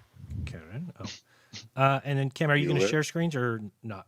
Okay, I'll just keep on listening for a minute. Okay. So the fact is that your declination, you're just measuring, you're taking a distance that you can go out and measure yourself by using a sextant or the sun, and you're marking what the difference is, so you can always point to where Polaris would be or where that north would be. So use Polaris as a stick running down. You're just saying that where I am, how much do I have to turn from my compass to get to that point? Now, your deviations are constantly, it's not a static pattern entirely. There's variations, it's changing it. It moves a lot, and some areas move more than others. So here's thought process number one for y'all thinking it's not real, in that a lot of areas change their declination quite a bit. Like they have to renumber the runways every other year in Florida on some of the places. Do they think that that piece of land is just shifting in the midst of the other land? In other words, if you even say that your pole is moving, like they say, and people are saying it's just pointing to a new high pressure spot, all of the places would move homogeneously on a circle or a ball, or somewhat homogeneously. You would get the pattern. But if you look at the pattern of the declination, it doesn't match that at all. Certain areas, little individual areas, like certain areas of Florida move more than other areas of Florida. In other words, it's a very local phenomenon. When you start putting systems of magnets together, or systems of magnetic things, and see how they interact in a system, you start to get that fluctuation that I'm talking about. But your compass is nothing more than your highly, highly sensitized little iron filing. It's as sensitive as it can be, because it's magnetically charged now, and so it's polarized, so it's going to not only line up like that iron filing does, but it will have itself orientated in that one direction because it's highly sensitized. But it's no different than the iron filing, and your field that you're looking at, it would only know how to pick up the pattern. It wouldn't know how to, like, again, point on the things, nor can you straighten out the lines and get any reality, because that was, to be honest, the first thing I thought is that it was all a joke, and that it was meant to hide. But when I started looking at it, it's like, no, in fact, they tried to hide declination and what it means, and in fact put out all kinds of different explanations for it, but they need it. They can't travel without it because it reconciles the two easily. That's what I don't get, is where do we make the leap that it does add some validity to the idea that there's a north magnetic pole that's moving around? If it's a localized phenomena, then why would we take their little maps of the North Pole moving thousands of miles seriously? Well, you wouldn't have to. That's just a pressure mediation thing, but you can actually check your local declinations move. Like if you're in Florida and you take a declination reading and go 2 years later, if you're in some of these highly changing areas, your declination, you'll get a different reading, where other areas maybe 100 miles away from you won't change. Aren't they Just the tiny? magnetics We're fluctuating. talking In other about words, minutes tiny. of a degree here. That would Yeah. be Right. direct evidence Minutes against of a the degree. fact You the wouldn't even North be able to see Pole it. is moving. That's my point. Like if it's just changing locally in Florida, it's not all moving together proportionate. That's direct evidence against the idea that it's a North Pole moving around. not necessarily, because if you do in a series of magnets and you move the pressure mediation, when you do it in series, it all works out. Yeah, I mean, it would move. It would move by. In other words, if you're not creating it with a single homogeneous magnet and doing your very simplest model, as soon as you start putting a system together, these natural fluctuations would have to happen in reality, Austin. It wouldn't be in other words, the pattern would have to fluctuate. Some lightning strikes hitting magnetite and hitting rock could throw it. Different things, electrical wires, things can throw it locally. Right, and but you this will because comes it's just back a to my hypersensitive. think Now about what you're I'm saying, suspect right? of Like, it. I'm just saying, You're like, I don't suspect of it, but understand. they travel by. They have to. You can match up the angles, and you have to match it up to land the airplane. Know what your declination is, and match it up and do it. So you can be susceptible, but they use it in reality too much. I can see if you bring up on the page a Well, I'm trying to understand, like, how would, if it's changing locally and it's not homogeneous and it's not really predictable, how are we then taking the change in Florida to then say, tell us how much a magnetic pole is moving?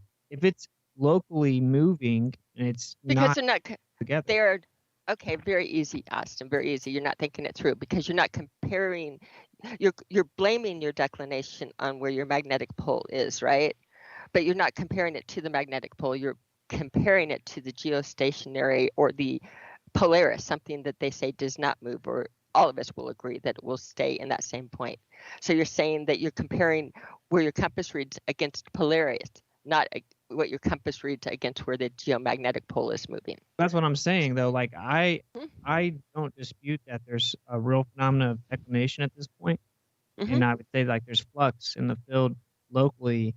But, like, Mhm. how can we use that information to somehow claim that a magnetic pole is moving around?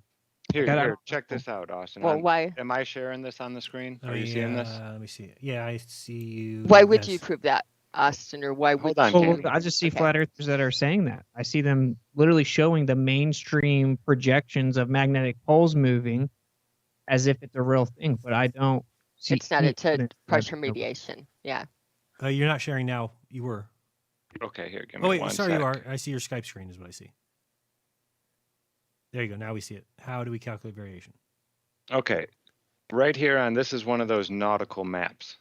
So they have the declination that is current, then they give you the year, and then they'll say this right here is how much it is moving a year to either the west or the east.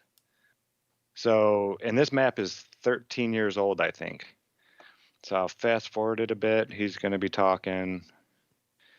Yeah, just the variation given, date and time that it was taken. But he's over a degree off by the end of it because it was a 13-year-old map times 8 minutes. I think it comes out to, and I mean, a degree even in the water isn't off super. You're not off, It's not but if bad. you're going to be traveling 50 miles, you might be off a little more than you want to be. So then he goes through the math on how he does it here. Every degree is 60 minutes, yada, yada, yada. So he was off 1.44 degrees to the east after 13 years. And I'm not saying this is proof. I'm just saying this is how they say they do it right here is when you're out on the ocean, you have to know when the map was, when you are in time, and how much the average move is. So they do have like something about the pole moving, or at least the magnetic field lines moving. And it's never from like it never goes back to where it was. It seems to always be drifting in one certain direction. Meaning that if I did this, if I looked at the data all over the place, it's all going to be moving in a direction coherently with the center or wherever this pole is moving. Right? Like Well, no, because some of them are like zero. They barely move at all because the pole may be moving right towards them, and it really doesn't affect their field line nearly as much as one say that's 90 degrees, off to the right where the pole is moving. So you're saying like these people all in this straight line down here are not going to really be affected, but you guys can't see. Sorry, go ahead. I Yeah, forgot. no, I not disagree me with how he's stop doing sharing. this, by the way, Look, I because put a I'm looking magnet through in the different middle yeah. of a piece of paper, and I draw lines all to it. As I move it around, all the lines are going to change relative to where the new center is, which means the declination should be changing relative to the pole movement. Well, yeah, but if it's moving straight towards you, it's going to be different than say something that's moving across, something that's going left to right off in the distance compared to coming straight at you.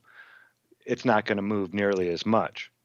Right, but my question is, so if when we look at the change, is that I don't know the answer to this, so that's why I'm asking. Like, Yeah, I think that the way change, are we saying that it all changes together to this central point that people are calling the magnetic pole?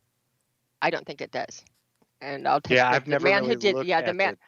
Well, the way that man said he calculated it is assuming that, and I haven't gotten it to work out that way. Other people try it. I see it as more a little bit all over the place, or the more it would work like if you had a system. Can you bring up a declination map in a Mercator projection? Yes. And I threw it into your chat. I threw one in, and probably not a good one, and probably not a good one on the other one, but we're just going to get a concept only. This is concept. You threw it in the what chat? Throw it on the screen. I put it in the GLOBEBUSTERS live chat. I think I threw some images, and there's one that Yeah, you had it up right there, Jeran. Where you go.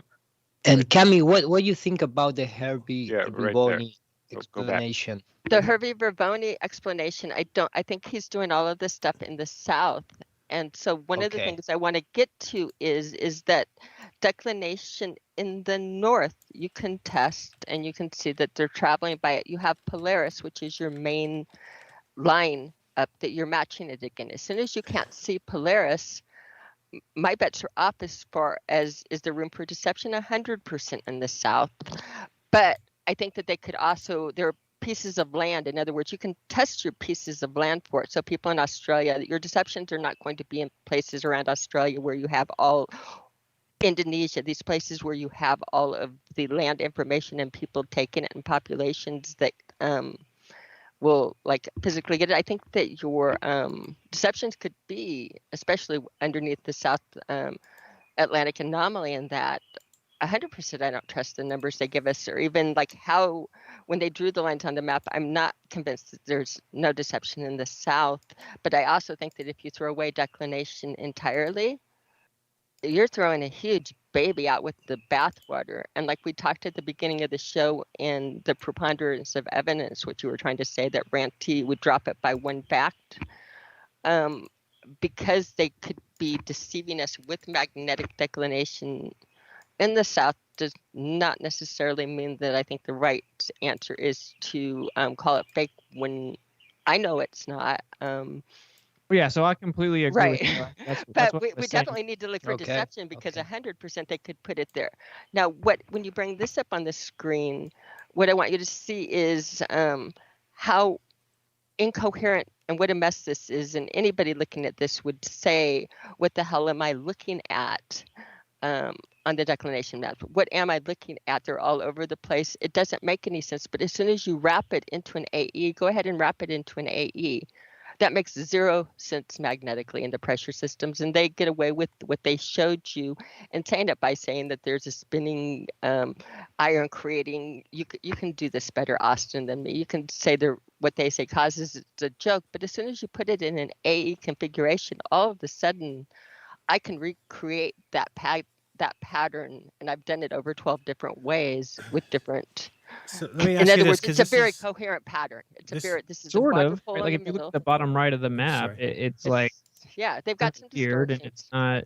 Well, like this one here, the other. So what the guys are asking, at least in my chat, that I still am not clear on, I wouldn't be able to answer it to them, is if these lines are what is the needle attracted to, then you're saying somebody out here who points north is just going to be traveling west. Yeah, I am. That's exactly what I'm saying on their compasses. And if that really is that's the Faro pattern, but if that were true, then the declination here would be 90 degrees. Right. Yeah. But it's not. There's no declination of 90 degrees. You'll have to look at it. There are some 90 degrees. In other words, look at some there's different not 90 places degrees and test here. it. There's no 90 degrees here. And this clearly, like right here, if the North Pole's here and somebody... Oh, hold on. We're not looking at it. I didn't see you. That's an inclination map. That's not a declination map. I'm sorry. Which one? That isn't. The one you have up the map you have on the screen is not declination. It's inclination. I sent you wrong map. Let's pull up declination. Let me get you a declination map. Karen? Hold on. I thought this was declination. Let me see what we're at here. Oh no, I'm not seeing your. I put him in the group Okay. chat. Okay, which one am I opening? Iru has one too. Not the very last one. That one's not declination, but actually Iru and I put the same map in there. Those are both declination maps. These are both declinations. Okay, so I just pulled that one up. I can get into the inclinations later. That's a different show. That will be too much for you today. But here's your declination map. Okay, gotcha. Now go ahead and do it. Right, now there's no real lines going east or west here. Well, Right. South Africa there is, and I have actually a friend in South Africa, Unkuleku Duma, and he calls into the show on Ironworks, the early show, and he said he would do this for me. He said he's going to get a magnet or a compass, and then I'm going to teach them how to line up the shadow with the sun and everything. I want to put together like a little presentation on how to do it, and then get some people in these weird areas like that to get some measurements for us, This so we can probably really answers see if this is real or not. And it might even answer the question of why the people, oh, these 3 locations, they all look south and see the same thing. Well, yeah, if south is all actually pointed exactly, yeah, that's direction. And we're Cami kind of blew my mind with that one when she brought that up. Well, like the reason we got look into this at the subject, things, yeah. Oh, go ahead, because I want to get through this and then what we are going to be talking The about southern, after. yeah, the southern, and with the sun talks and that, again, if you have any historical or any type of knowledge on how they've described the sky in ancient literature and that, and again, what we're doing with working with magnetic fields themselves, there's going to be some visual things going on there. The sky being, it's always been described as having like mirror-like and fluid-like qualities and that. And so, All right, so let's try and I think simplify. people I think need to be open to the idea of kaleidoscope skies in reality. Okay, but we're getting way too off. Like, can we bring it back and just explain it simply to the people who had that question? Yeah. Okay. Maybe Karen. Maybe again. Karen might be able to. Well, so if somebody is standing, you're saying any of these places that the actual the compass points towards the magnetic field lines, not the north. Okay, is that how you would explain it, Karen? I saw Karen was here. And yes. Okay. Yeah. So I guess that's probably easier explained. Hopefully everybody who was in the chat gets it. I think it makes more sense to me. I do think like these lines here, all pointing east-west, are just, that's confusing to me because I don't really get, if I went here and with a compass pointed it north, you're saying it would point along this line. Well, actually, I don't even know how it would know to, how would it know to point which direction? It's just following the field line. You have to, it's up to you. The whole thing is the declination and the way it's been used throughout history is it just follows the field line, and it is up to us to reconcile using Polaris and using the sun exactly what the difference is, and then go back to it as a reference. It was never meant to point. It doesn't know how to point in a certain direction. It's a field line. We made the note and said, oh, if it's pointing this way, and I reconcile what north is by Polaris or by the sun, there is this much deviation. You're saying how can north be that way? North was never that way. It just like the filings, when you drop them over a pattern, it only knows how to follow the field lines.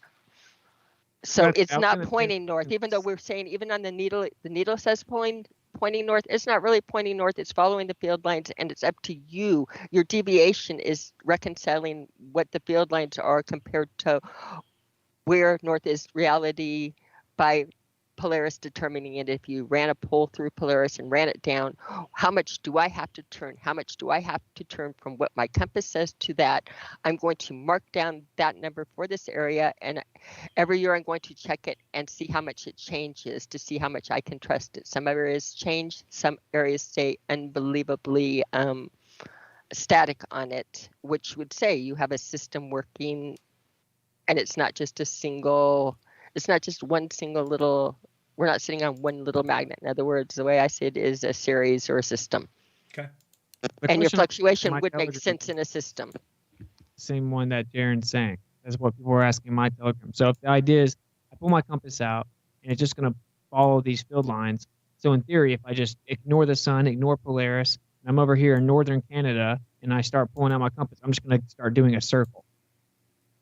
Like that's what they're asking. Like, it's like, okay, well, if I just follow the field lines, then I'm going to think I'm going north, but I'm actually going in a circle if it's just following these field lines. Or if I'm traveling on one of these sections lower, then I'll be going basically 90 degrees away from north, although my compass will be saying I'm going north, right? So that means in northern Canada, there by Alaska, what happens if you keep following it? You just keep going in a circle perpetually and think you're going north all the time? Like this one. Well, no, the compass doesn't tell you where north is ever. The compass is used for reading a map, and the map will tell you where north is.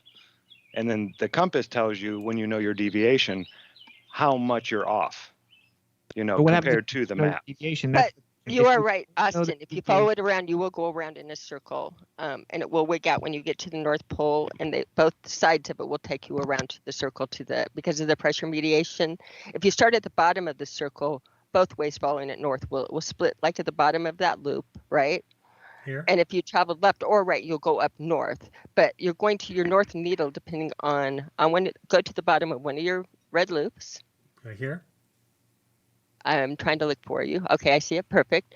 Now on there, if you went north because you're a little bit off to the, I can't tell if you're left or right of center, but depending, I'd say the pressure mediation on this one would probably pull you more to the right. I could be wrong. It's going to pull one way or the other, but you will follow it around to the north. If you start a little bit further to the left at the bottom, you'll pull over to the left. Those are both going to get you north. They're going to read up that way and follow it along the line. That line is not going to north when you get there, is not going to make you go north following it south around. In other words, it's a pressure mediation with the less pressure in the middle. So where you are along the line, the iron filing is going to align, but it's not going to, in other words, it's going to align itself where it's still going to, the needle is going to find the least place of least resistance to align itself along that field. Along the field, it's going to find the least resistance on the two paths in point one or the other. But both of them are going to, if you started at a little bit opposite, a little bit off to the right and a little bit off to the left of center in two different areas, both of those compasses would take you up to the north. Neither one of them is going to take you to the left or right around the long way. Does that make sense? I think good In enough other for words, now. where you are on the path, it's going to wherever you drop down on it, it's going to look at that field line. That little iron needle is smart. It's going to look at the field line, and when it picks which direction is north, it's going to say on this line which line is least resistance and is easiest to get there. So if you started that in the bottom left-hand corner, if you top it on the loop, Here? it's going to take the least resistance went up there. If you started to the right-hand corner, it's going to go up the right-hand side. They're both going to take you right. Your flip over will be somewhere in the middle where it's like trying to determine which is the least resistance. But regardless, it's going to lay sideways on there, and it's going to be a little bit quirky, your needle, like when you get to right. Yeah, my last question would be, point. though, if we went here on this line here, which is, whatever, middle of Russia somewhere, if this person checks their declination map, at no point will it say it's 90 degrees. Yet you're saying this entire line is 90 degrees. Check it. In other words, you're going to follow, their little needles are going to do it and check your Russian declination and see where you are in your pressure and following it on the line. Okay. I'm saying it only knows how to do that. That point right there. It's just at that point. It only knows that little tiny compass needle is just one little dropping. It only knows what to do, and it's going to, where it drops on the line, find. Yeah, you're saying it's one little point, but this is actually like 2,000 miles right here. This is 2,000 miles where the compasses should be 90 degree declination. Yeah, anybody using a map, they're not going to use this map to, like if they're walking. Well, they could. No, actually. Well, again, no, let them see where they see what their declinations well, no, because are. that's not going to give you an accurate it doesn't have any markings of declination on there. They're going to use a very localized map that gives you your actual declination in that area. Right, which is, it's going to be in the teens probably.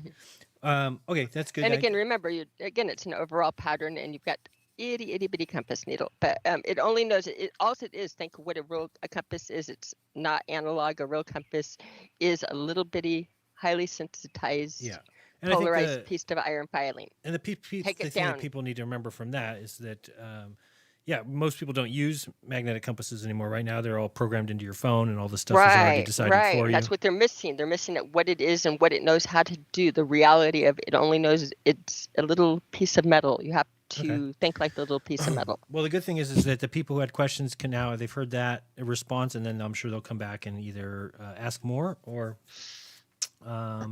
confirm that. So that's good. I appreciate it. Because when I see what looks like 90 here, I go click on magnetic-declination.com. You go click on that area, and it says positive 19. Right. That's the issue everybody's having, is they're saying, well good.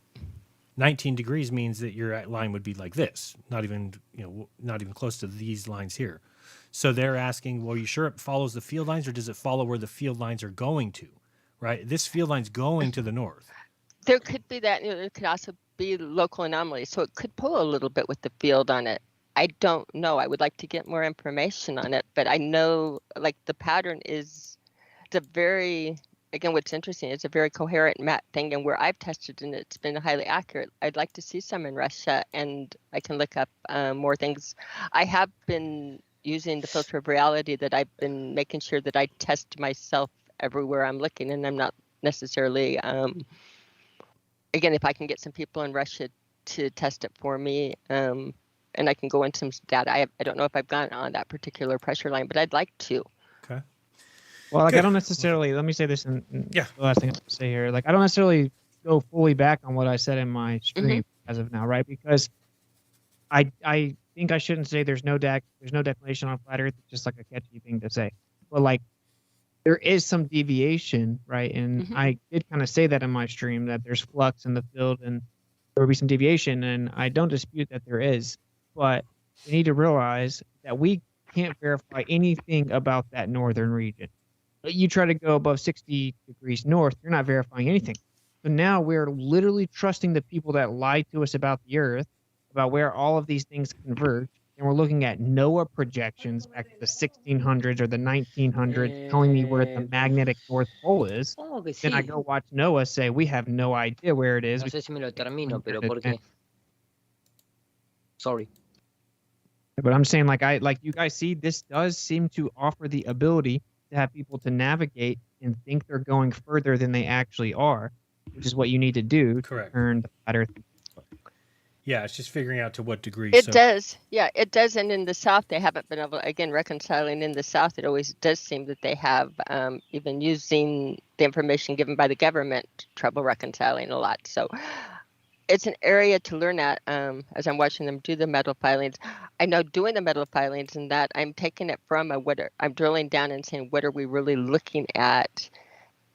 And I do know, again, what really caught my eye is that declination map, the way it's presented, is total hogwash, or I mean, it makes no sense. It doesn't, you don't have any explanations for it, but the fact that it becomes so coherent and recognizable as different patterns, even though if they put deception in it, the fact that they hide so well and piece it into three pieces and make it so hard to get at it at this vision. Okay. Right, but just like we shouldn't throw the baby out with the bathwater, right. We also shouldn't go 180 and be like, oh, well, what they told us is legit then because it looks more coherent. No, we shouldn't do that either. We shouldn't do that either. We should keep it all open. So that's what I mean is we shouldn't throw the babies out. We should look at it and test. Test. That's what we need to do. Because again, the intelligence of the pattern is brilliant. The things that come along with the pattern, it's not just that it's there, but it's the intelligence to the pattern. Jeran, you were trying to say something? Yeah, I was just saying that's why we were trying to show people how you can measure the magnetic declination yourself for your area. Because then if we get people to do it in different areas, then maybe we can start to, see a pattern of where the foolery is going on in the north. Right, but you're saying so in that place in Russia we were just talking about, you expect them to see 90-degree deviation when they're told 19? Because that's what you're basically saying, is that they follow the field lines so that now people are saying, wait, we don't get declination that drastic in the north, but according to following the field lines, we would get that quite often, right? Well, I don't know. Test it. I don't know. I would want to test it, and I would want to see them actually test it, and I would also want to see what local anomalies and see, in other words, on any hyper area that you're giving me, or give me a little area to work out, a week and look at the things and see what's going on. I don't have all of the answers right now. I play mostly with the iron filings, and there could be something else in the element that it could be a piece that we want to look for. But I'm saying that our compasses are doing something, so let's figure out what the hell they're doing. Yeah, but they are doing something, and they are, and we do use it. We use it every day, and the fact that travel and that couldn't happen without it, it's intriguing. It's something worth delving deeper into. When we say that travel couldn't happen without it, we're saying they're traveling on a globe. Like that's how people are traveling, assuming the land's laid out on a globe. So like they can't travel without it. That's right, because they think they're traveling on a globe, which is stretched out wider in the north than on a flat Earth. Objectively, the flat Earth has to be closer together in the north. Where we're testing it in North America, well, that's an overlap. Like, of course, it's going to be relatively accurate in North America because that's where the globe and the flat Earth start to overlap. We need to go further north and just say like, oh, well, they can't navigate without it. Of course they can't because they think they're navigating on a globe. So there's this huge gray area here where I for one cannot just throw it on an A map and be like, this is now their numbers are legit. When I go look at their projections and they're just a joke, they say, well, you just made this up in a computer and we can't predict when you're out. So I like, there's something sketchy here to me where if someone can think they're traveling way further than they actually are using these charts.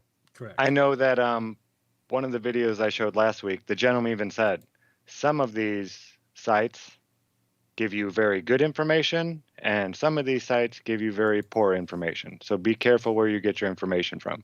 That's like how he starts all his video. He does a finding your location course over in England, and he'll do like 10 different sites where they go and measure the declination, set a point on the map, and try to get to that point without, just by no GPS or anything like that.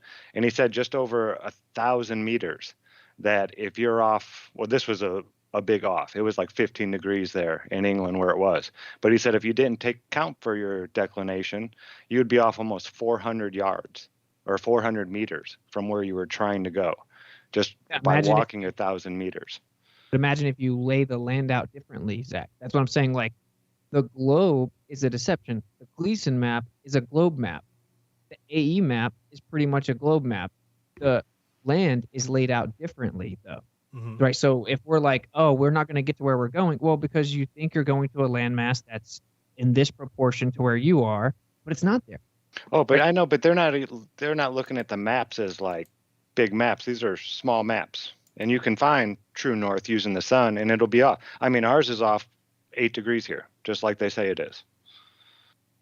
Okay, they say our declination is off 8 degrees. I lined up true north, and then I measured it against it, and it's off the exact way they said it would be, to the left, and it's off 8 degrees. And in the north, then my friend in Florida measured where it says 6 degrees, and he got 0.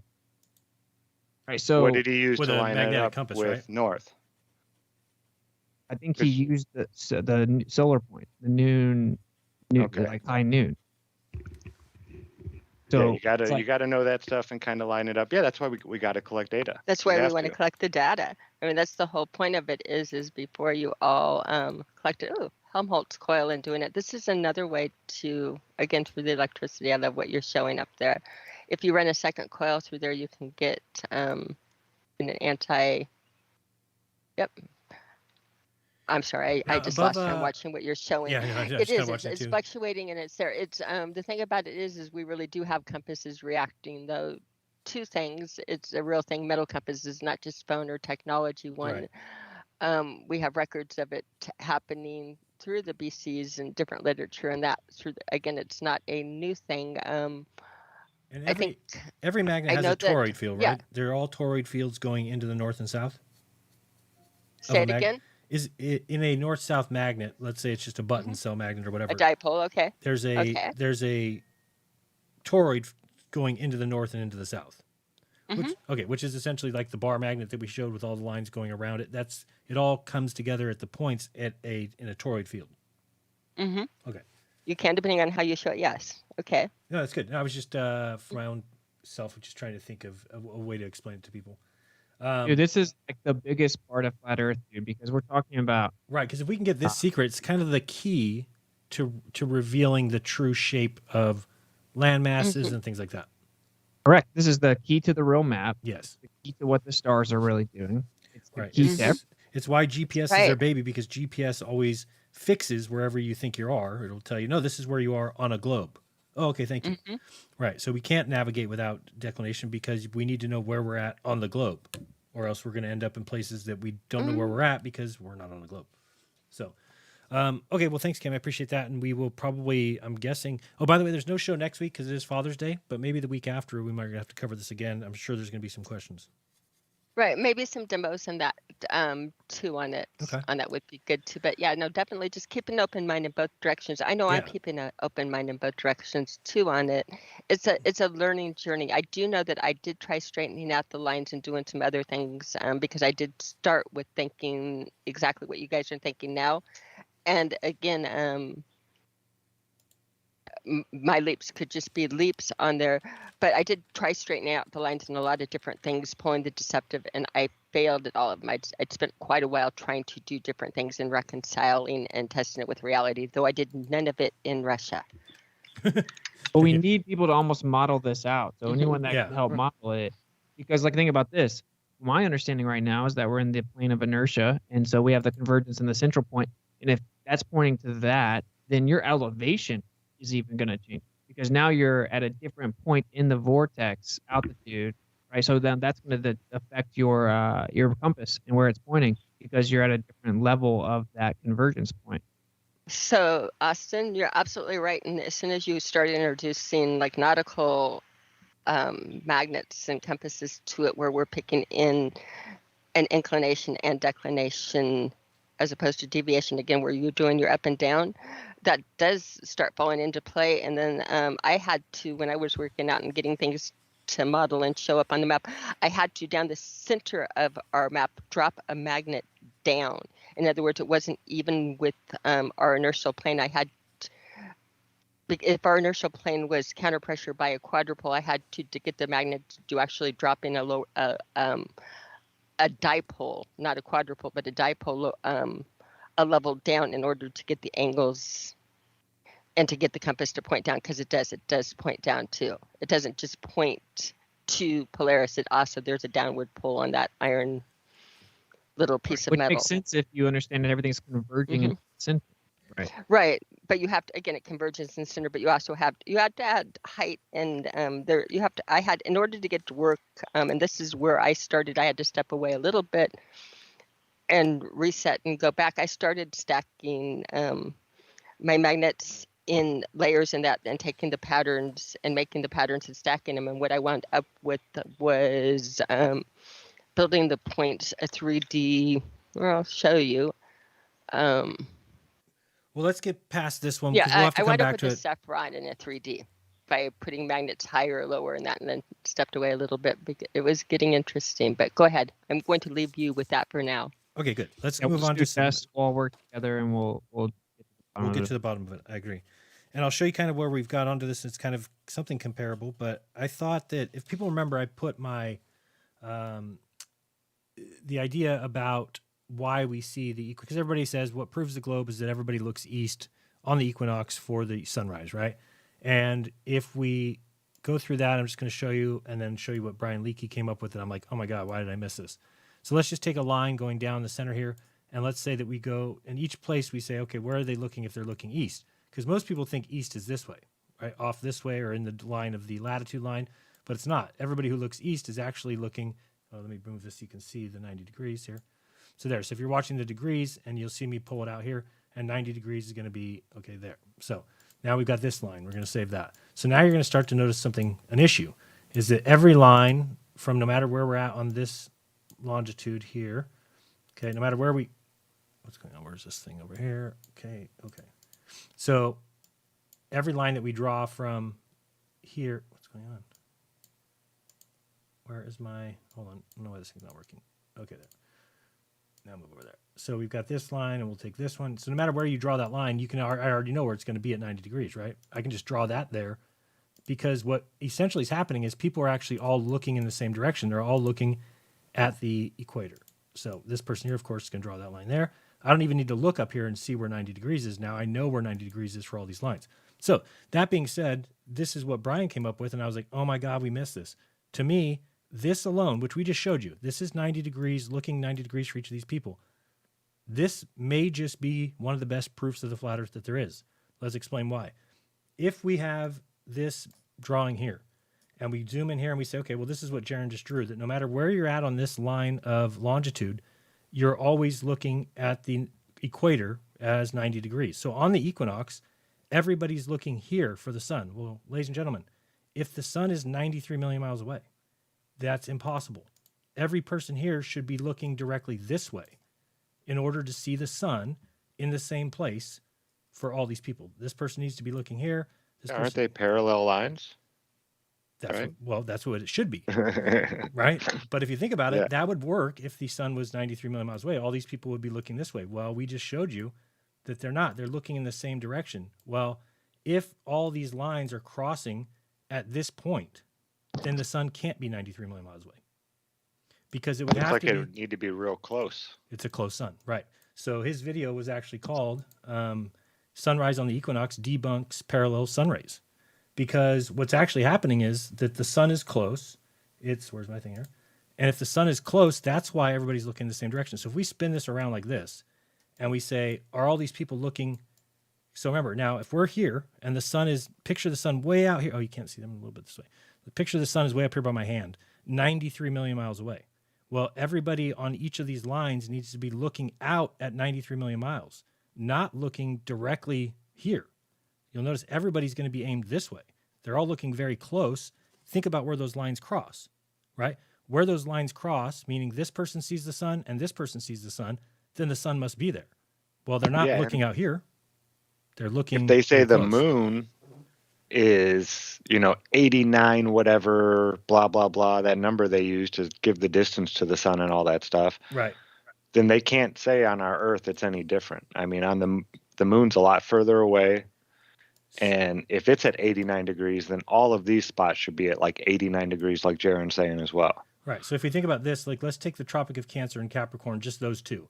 If somebody's standing here on the tropic and here on the tropic, and it's equinox, well, they both should be looking dead straight because they need to have their eyes, the lines of their vision need to cross at the sun. Well, if 93 million miles away is the sun here, then their eyes can't, now could it be pointed this direction? Sure, because it could be pointed out here and this guy's pointed out here. But the problem is they're actually pointed here. So the two people are here. Well, it's 99 degrees. Let me get in a little bit more so I can get it more accurate. So 90 degrees is this way. So 90 degrees is there for this person. Let's save that. And then 90 degrees is... Now, the reason I'm a little bit skeptical of this is all of a sudden I'm thinking to myself, wait, this is way too easy to disprove the globe now. Because essentially these lines cross here at 90 degrees. So if that's true, then if both of these people on the equinox are looking... And it's so funny because what do they always tell us? What does Wolfie say? What does everybody say? That the equinox sunrise proves the globe. Well, imagine how hilarious it will be if the equinox sunrise disproves the globe. The exact opposite. It's the complete opposite. So you've got these people both looking in this direction. If the sun rises here for them, then the sun is close. It's impossible that these lines could cross so close to the Earth here when it's supposed to be crossing 93 million miles away. And I think this drawing is even better because it kind of shows you this is where they're actually looking.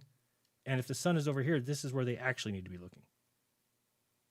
So that's awesome. I think it's amazing that it's so funny because I had gotten close to there, but just didn't realize the next step, the next logical step. When I just kept saying, well, this is why we all see the sunrise in the east because we're all looking in the same direction. And I left it there, never taking the next step, which is, well, if we're all looking in the same direction. And that was years ago. Yeah. Then it's close. We're all looking in the same direction, Jeran, but it's very, very close. So it can't be 93 million miles away. And again, remember, if the sun is 93 million miles away and huge, you still have to have these parallel lines of sight to look at the sun. So if you actually have people, and I guess this is not even a question because we know that this is the way people look. Now people get confused because they're like, we don't know. How do you know we're all looking the same way? Well, here's how hard it is to actually tell that is if you get down to the nitty gritties here, you're never going to notice that this red line has any deviation to the line of latitude. Look at this red line and this line of latitude. They're identical. So to you, locally, you feel like if we got behind this line here, you're going to feel that you are looking really east out into La La Land, right? Because this line is going to stay right on with the... Oh, what happened to the line? There it is. So see how this line stays very... And this is, even if we do this distance here...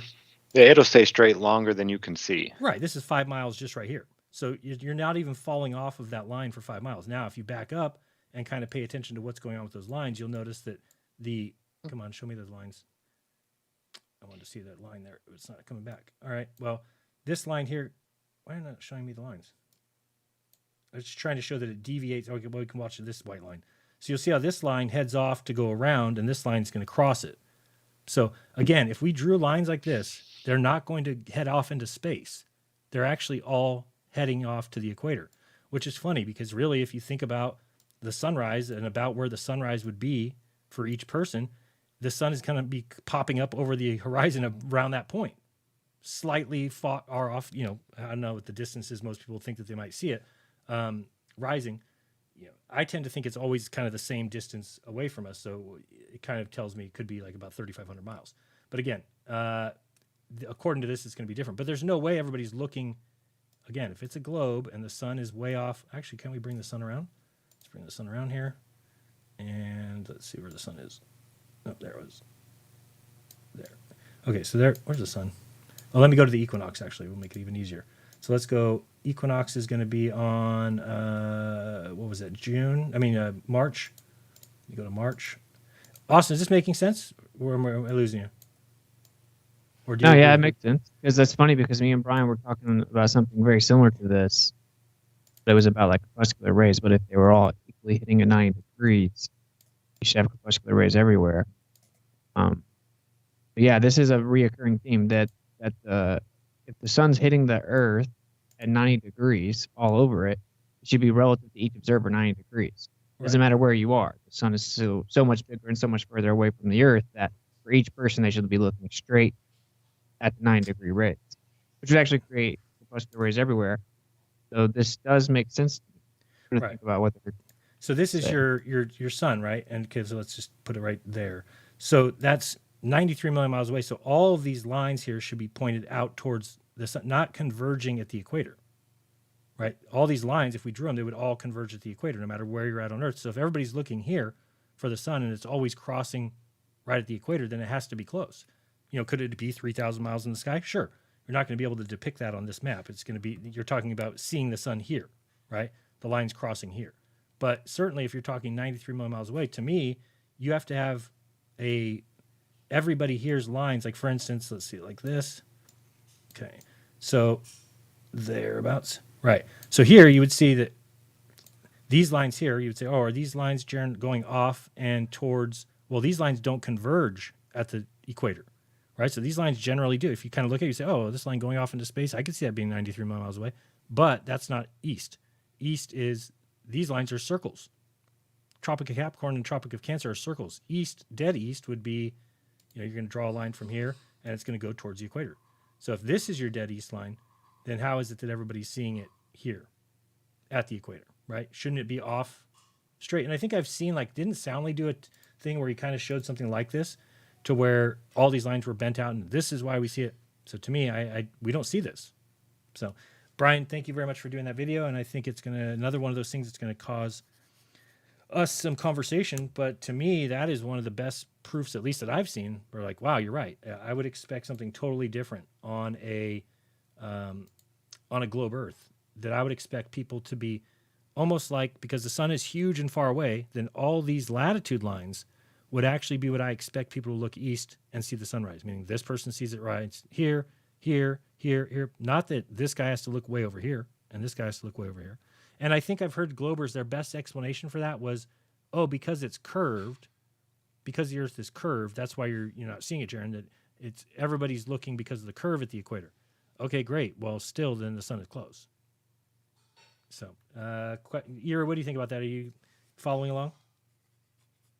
It's like Ira's a take on it. I'm here. I'm following, and it reminds me the idea, but this is much easier to do. Yeah. But the idea of two people, I think it was like with a compass, going south and north.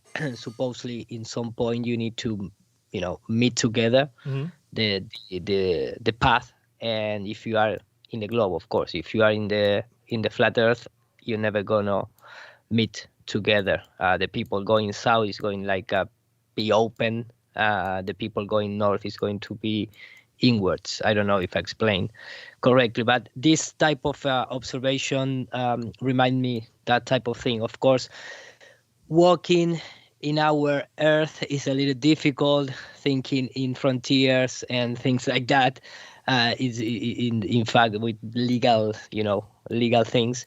But this is much easier to do and trying to prove. And it's, I think it's probably very easy to address. We need just to wait until some solstice and take observations. But it's a nice experiment. No, I was just trying to turn it and see if it's the same for the north. I have a lot of friends in Colombia, for example, which are flat earthers. So maybe if you maybe pass me some ideas or what exactly they need to do, I can ask them to do it. Well, I guess what I'm getting lost is so the north-south lines do follow the longitude lines, right? Because they all meet at That yeah. right. But Well, well, I mean, first these of all, there north-south are lines, imaginary lines. correct, but they still would line. I mean, they still, for instance, I'm wondering why they're not the same, right? East, west, north, south should be the same. To me, I've never really thought about north, south, east, west being different from each other. To me, they're just four directions and that's it. But really, they're much, much different. Because again, anybody standing north of you, you are definitely south of them. If I draw this line, no matter what, that's going to be a 0 or 180. And then if this guy's 180 of me, well, then we can just save that and go right back the other way, and it will always be equal and opposite. So north-south are equal opposites all the time. East-west are not that way. East-west are never norths or opposites because they're completely different. They're almost modeled to hide the equinox. Because if this person is looking east here, so if I draw this guy 90 degrees east is right, oops, move over here. Okay, so 90 degrees is right there for this guy. So you would think then that this guy, if it's like the north-south, why wouldn't this line going back be 1 or 270 here? But 270 is nowhere near here. 270 is here. So it's starting to, at least for me, to make more sense now why this is the deception, why you have to have north-south be different than east-west. Because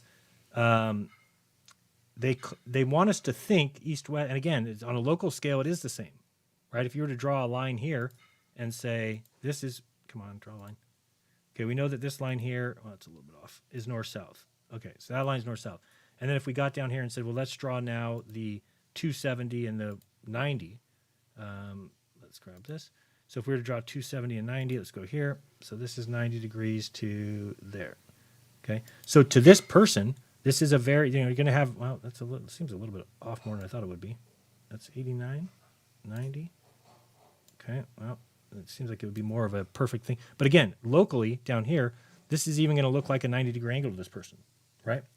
It's going to look like you are looking at a compass that has a cross. East-west are the same. This person is east of this guy's west of this guy, north and south are the same. It's just when drawn out further that you start to notice the problem. The problem being that this line is actually not straight across like you would think, right? Like these lines are straight across.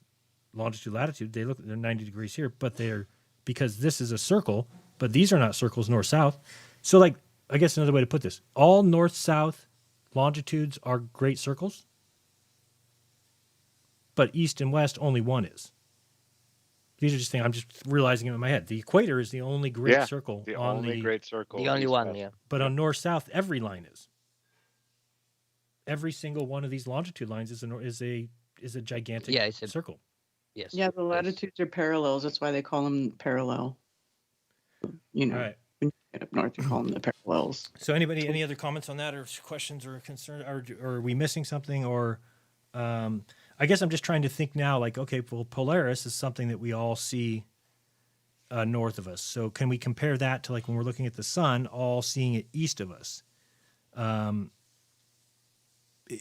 guess that's where I'm kind of trying to think, well, if we're all looking north and we spun it, for instance, this drawing here, if we start talking about this in terms of it being, let me go image rotate left. If we're now talking about this being Polaris, well, everybody does look straight up to see Polaris, right? Mm-hmm. Right. They're not converging like this. So I'm even wondering if that's more proof that the sun is close, or is it end up being the same? Now I'm wondering, like, do we actually look this way to see Polaris? And then maybe I'm losing everybody. No, I get what you're saying. Yeah. Yeah, I just have to play I don't with know a if little it more. would be, should it be 90? Well, no, because no. I could see how they could mess with that one. Yeah, I Saying guess I'm it's the kind of curve of the earth confused. and all that, but I mean, they say the sun rays definitely come in 90 degrees and everybody should be looking, in Right. that direction from the equator. And they say the reason that they don't show up as 90 degrees or they land on the ground differently is because the Earth's curved. right? Which is why, like, Yes. right, okay. So if these are coming in, these are rays of the sun coming in. Well, obviously, where this hits the Earth at each place would cause a different shadow on different areas. So that's why they're able to get away with then just spinning it and essentially saying the Genius. same thing. It Yeah. really is. Oh, it's very devious, but it's also like it's kind of making more and more sense to me every single time I think about it that it wasn't that difficult, right? It's like not that difficult. Yeah, this is how you reverse engineer things. Yeah, in fact, you I'm know? like looking at it like I really now think because it just seems like it's a lot easier than I thought before. I bet you the sun is exactly the distance away as the radius of Earth. In fact, I bet you the stars are the exact distance away as the radius of Earth. Can I just stop you right there? Please. What you just said, the sun is exactly the distance away of the radius of Earth. That is exactly what Dr. Zack exhibited in his video that doesn't get enough credit. It doesn't get enough views. The one where it's got the light coming down the nails and things? Yes, where he does the globe math, like over he has the small light over a Fresnel lens on a table with the different nails, and then they do the math, and it basically the math from the light that they shine through that refractive lens tells them that the surface of the table is a ball. Right. And the math goes back to the size of the lens. Right. That the light is refracting to. So yes. Wow. So I mean, you're right on with that. Yeah, the stars are probably the celestial dome. The reason that they have to call it that is because that truly they're all that distance away. The stars are probably 3959 away.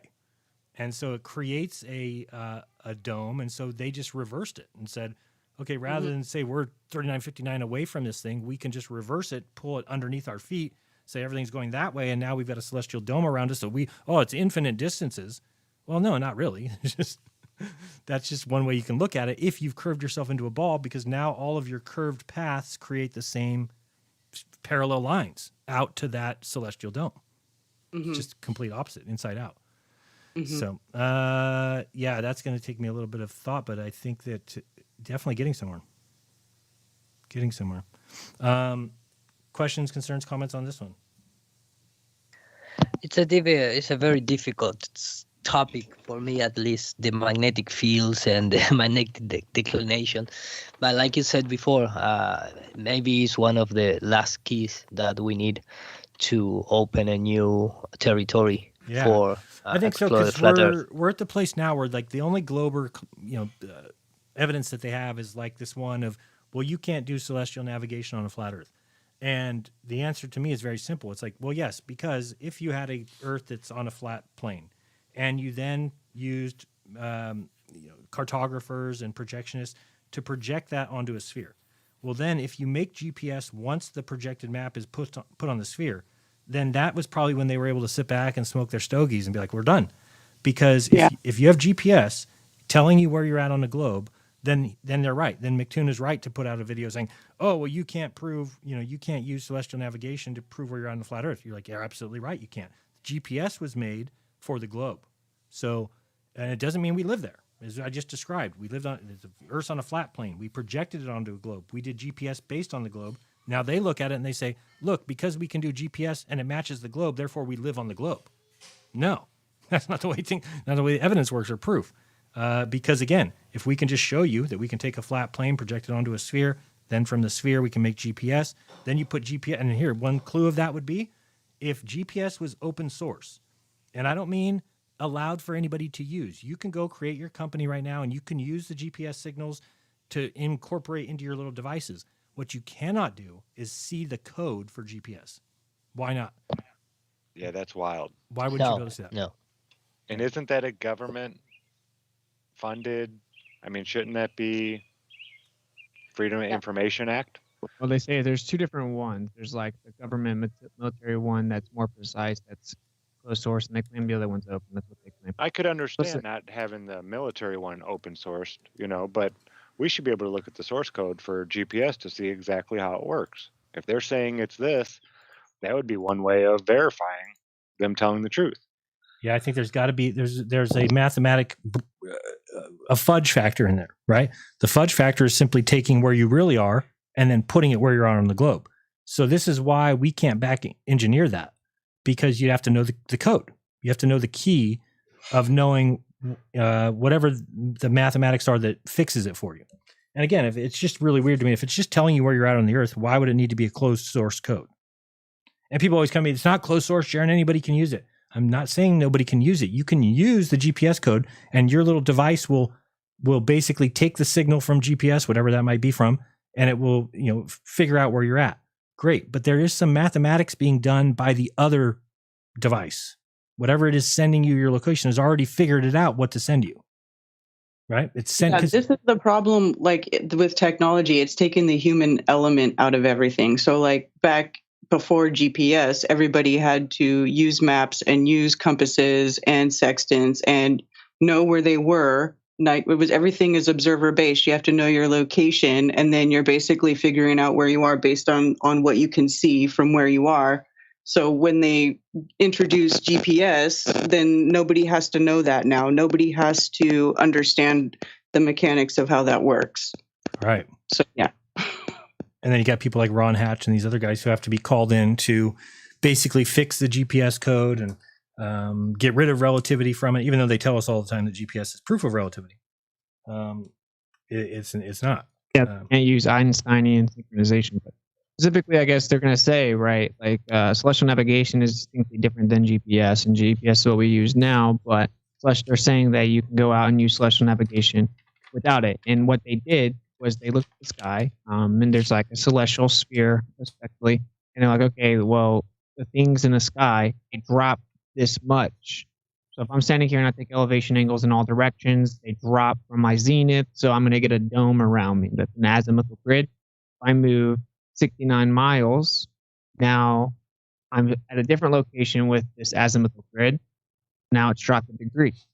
So because we have a limit to how we see in all directions, that creates a dome.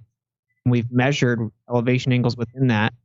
They've taken that ratio of how we see, said actually there's no limit how far we see, and then they've applied it to the ground. They're saying that the reason that it declines and changes as you travel across the Earth is because the Earth itself is curving. As you can see forever, it wouldn't change at all. In reality, you have a limit, so as you change, it drops in your field of view. They took the optical declination, right, and then they said, actually, it's the Earth doing that, and you can see forever. That's the trick. That's why it works. So in theory, actually, a proper application of the azimuthal grid, you could celestially navigate on a flat Earth. I think Brian's actually working on that as well. So yeah, I've seen it too. Hopefully, it gets there because it's a little bit too much for me to kind of get, because I guess I don't understand. I thought they were using triangles, and if you're using triangles, then I don't understand completely how you can use triangles and then claim to be on a curved Earth, because your triangles are not going to line up correctly. Right? If you're on a curved Earth, then you could take the GP of the star. Okay, great, I'm right here. You can draw a circle around that and say, okay, you're on this circle.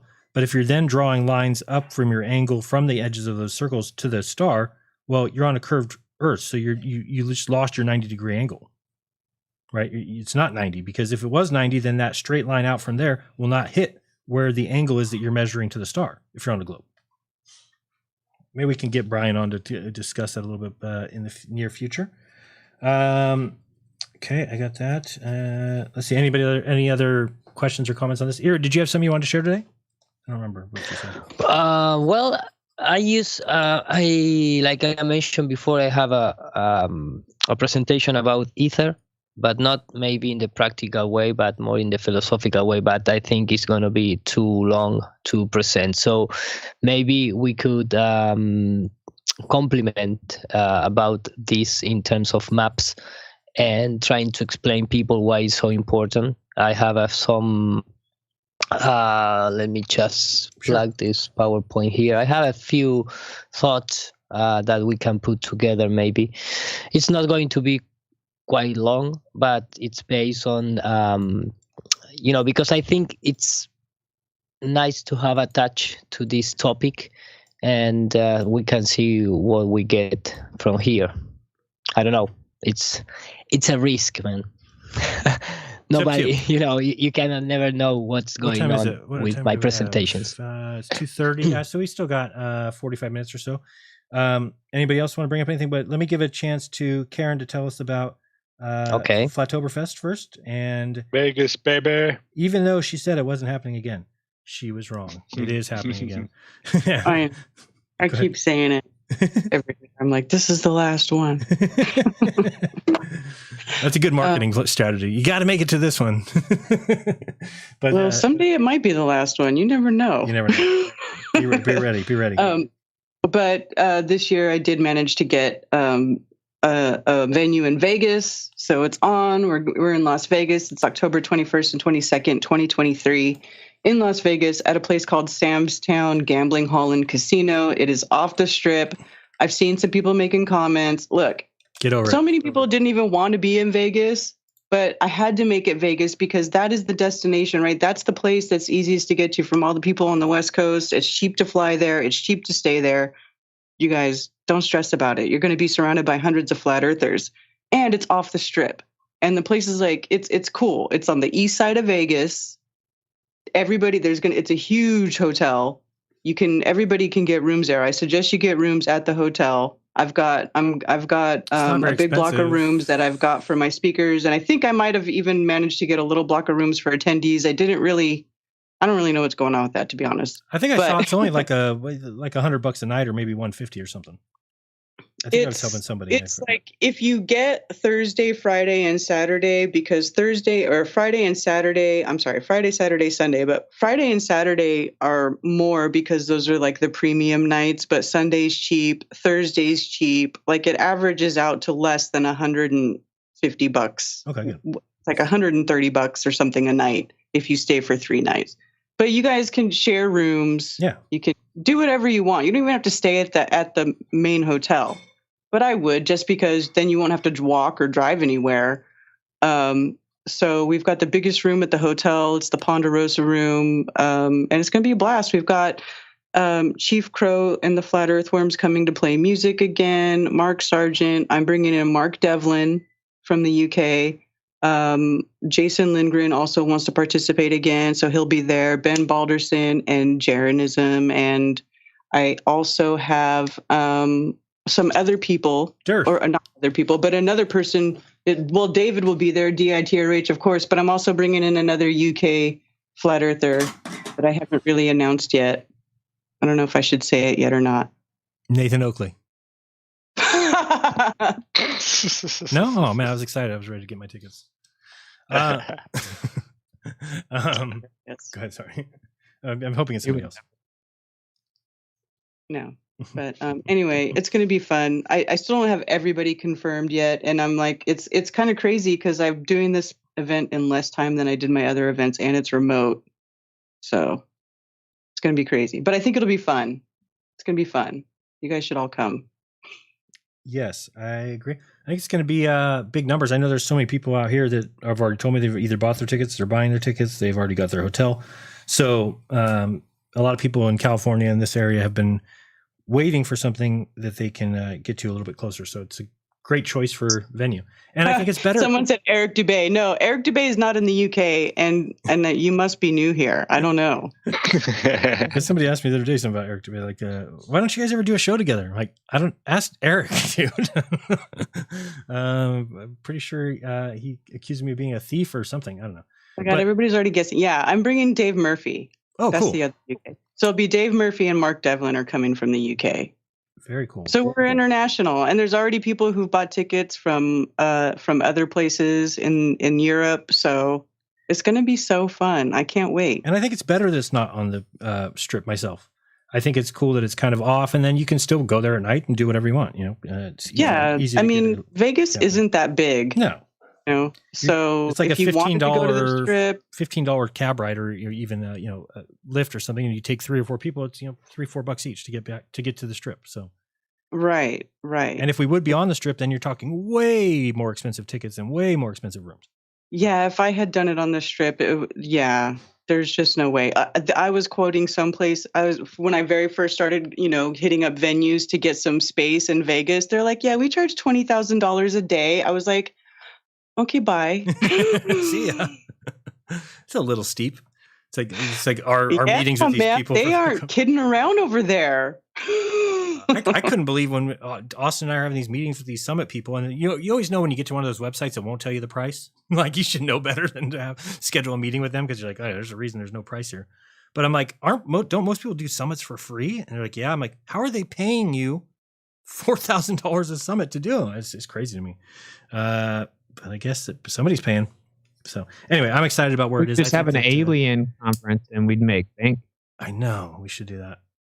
I got to show that to you. It's hilarious. Oh my God, there was one of those in Charlotte. If I wish that, I was like, you guys, let's go troll the alien conference. Let's go troll them. Karen, have you seen this channel, the guy Mars Anomaly and Beyond? No. Oh man, I talked about it on Friday. I had to show Austin. Austin was just dying laughing. This guy, is that what's called? Mars Anomalies, I think. Mars Anomalies and More. I mean, he just gets on there and talks for. I mean, we're in the wrong business. Let me tell you that right now. You're legit not prepared for how stupid this is. You're not prepared. You have no idea. This guy here. So he got 67,000 subs, and there's a good. So he brings up these clearly fake pictures of so-called asteroids, right? Like, okay, he's got this picture. He's like, now this picture here, and he starts going through, and he'll zoom in on this and point out things and say, this is a car park, and this is a entrance and a portal, and he's like totally serious. And then you go read the comments. Where the dinosaurs live.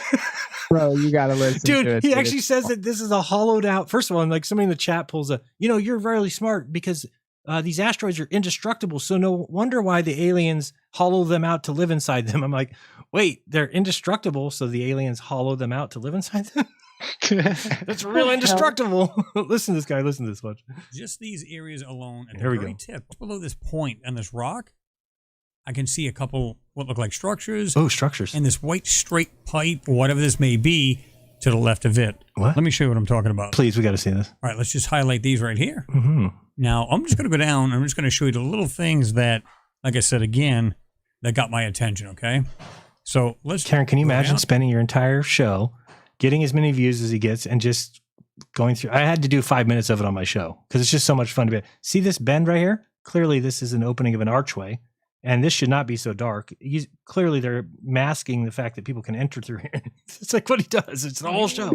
67,000 subs, I guess. Yeah. But just to point out the more obvious stuff, Well, this stuff in this... I really thought, like, will anybody be calling him up? that. Look at these comments. Everybody will be like, I believe there are many, many more of these things all throughout the solar system that we're told. They are nothing but ice, dirt, and rock. Yeah, right. I think it's even more profound than we can even imagine. Oh, boy, goodness. It's like, folks, remember, Maverick. these images are manipulated. That's how we know that they're actually real asteroids with aliens in them. He's like, remember these folks, remember, these pictures are manipulated. How about this person? Oh my God, so obvious So they're about real the frame pictures, structure. but they cover up the alien part. Yes. So we don't know about that. Oh, gotcha. People need to remove their blindfolds. Hit the like button, subscribe, and share your discoveries. There are a lot of eye-opening discoveries on this rock in space. This is absolutely mind-boggling. It's just looking at a rock and pretending it's something profound, and then the guy responded, "I'm sorry, you can't see the obvious." And like every single video is him just like going to Mars and then like picking out all these little rocks and saying, "No, this is Billy, not." Look at this. do we have, people will sit there and they'll research and they'll do their own research, which is awesome. Now, I've done this too. Done what? Because guys, goes back to that video, you'll see it. This object here I did to begin with. And then I had done the background because I'm going, what is going on here? Somebody had mentioned, hey, Chris, this looks like there's a bunch of vehicles. Vehicles? Something in the background. You need to check it out. So lo and behold, I did that. And like I said, they look like vehicles buried. There's 1, 2, 3. And I'm going to show you that photo in a moment. Guys, buried people vehicles do the background. Okay. Kyle did. He says, hey, listen, this is from my my photo editing software. I don't know if he stumbled on this by actually trying to enhance it and this thing just found this. I'm not sure, but great find. I'm going to show you what he found because this is pretty cool. That's the enhanced version? version? Now, this is Let's his see. particular photo, enhanced. Now, Yeah, what I it's find probably because it's on Earth. bizarre about this is a couple of things. Now, you can see those weird vehicles are right here. 1, 2, and the foreground I already enhanced, so it's no big deal. But what's in the background is crazy. Look at this. Probably all trees. the way across, all the way up. Now, notice how these things go behind this hill, right? I'm not even really sure that's even a hill, to be truthful with you guys, but check that out. That's the part they cut out. Right. And there's some, like, you can still see it's behind it and comes back down and so on and so forth. And there's a couple that may be on top, or this was added to try to One thing after another. These are real. Oh my God, he's looking at the JPEG artifacts. Yeah. This dude's talking about, or this was added. Looks like a city. So Oh, yeah. It's a hidden city silent. What the hell, Yeah, look dude? at all these things. It's just one video after another. Oh, They've added this hill here, but the rest of the picture is definitely hiding alien. Oh, it's so funny. So anyway, yeah, I think that's. But you know what? None of the flat Earth haters, right? None of the McToons or anybody like that. They're not going to ever cover these guys. They have no problem with this guy. And I'm sure they don't even believe that, right? But they're just going to leave him alone. It's only the people talking about flat Earth. Because it's talking about space. Right, exactly. Reinforces space. So they don't care about lies. They try and pretend like we have to shut down flat Earth because of lies. No, you have to shut down flat Earth because it scares the shit out of you because you're an atheist. That's why you have to shut down flat Earth. I'm sorry you can't see the obvious. Yeah. Oh man, and just long ass streams gets gets as many views as I get. How can I say something bad about him? What is he talking about here? He just right. But does he believe it though? We'll touch on that too. I think so. Is that if our magnetic field starts to weaken, and they're saying it's weakening 1 to 2%. But yeah, please teach us science, Mr. Alien Man. I mean, it's like don't take fake pictures from NASA and then go look into them. That would be. Well, he's saying that the pictures are manipulated. Look, I saw this. Is he talking? I saw this the other day, and I was like, no way. This is supposedly a video from Mars. These are clouds. Pretty sure clouds are made up of moisture. I don't think that there's clouds on Mars. This is supposed to be from Mars. I mean, can you imagine? Why is Mars blue? Dude, you should see the most recent Mars helicopter photo. It's completely blue. Oh, I put it in my Twitter watch. Look at the I always hate Twitter. I never know how to get to my own stuff. This one. Come on. How do you get to your own tweets? Here we go. So this picture here. Oh, by the way, I've got to point out this too.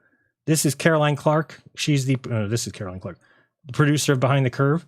I found this video of them getting grilled at something about the Sandy Hook piece they did. And look at this. I'll just read this real quick. This is straight from the description of the video. University of Notre Dame students and filmmakers Caroline Clark and Kelly Quinn are confronted by a citizen journalist about the biased and deceitful methods used to produce the film Patrolling Sandy Hook. The two filmmakers have been honored at multiple film festivals. However, Caroline and Kelly are unable to answer some simple and honest questions about their fairness and academic integrity. The filmmakers cannot answer the questions about who directed them to target Wolfgang Halbig. Dr. Jeff Goudeau of Dallas, Texas, Medical Specialist Associated, donated funds to the Notre Dame film class, but the funds were not distributed equally to all student groups. There apparently was a secret agreement that all funds must be spent targeting Wolfgang Halbig and further propagandizing the story of Sandy Hook. Dr. Goudeau allowed Caroline and Kelly to keep all the funds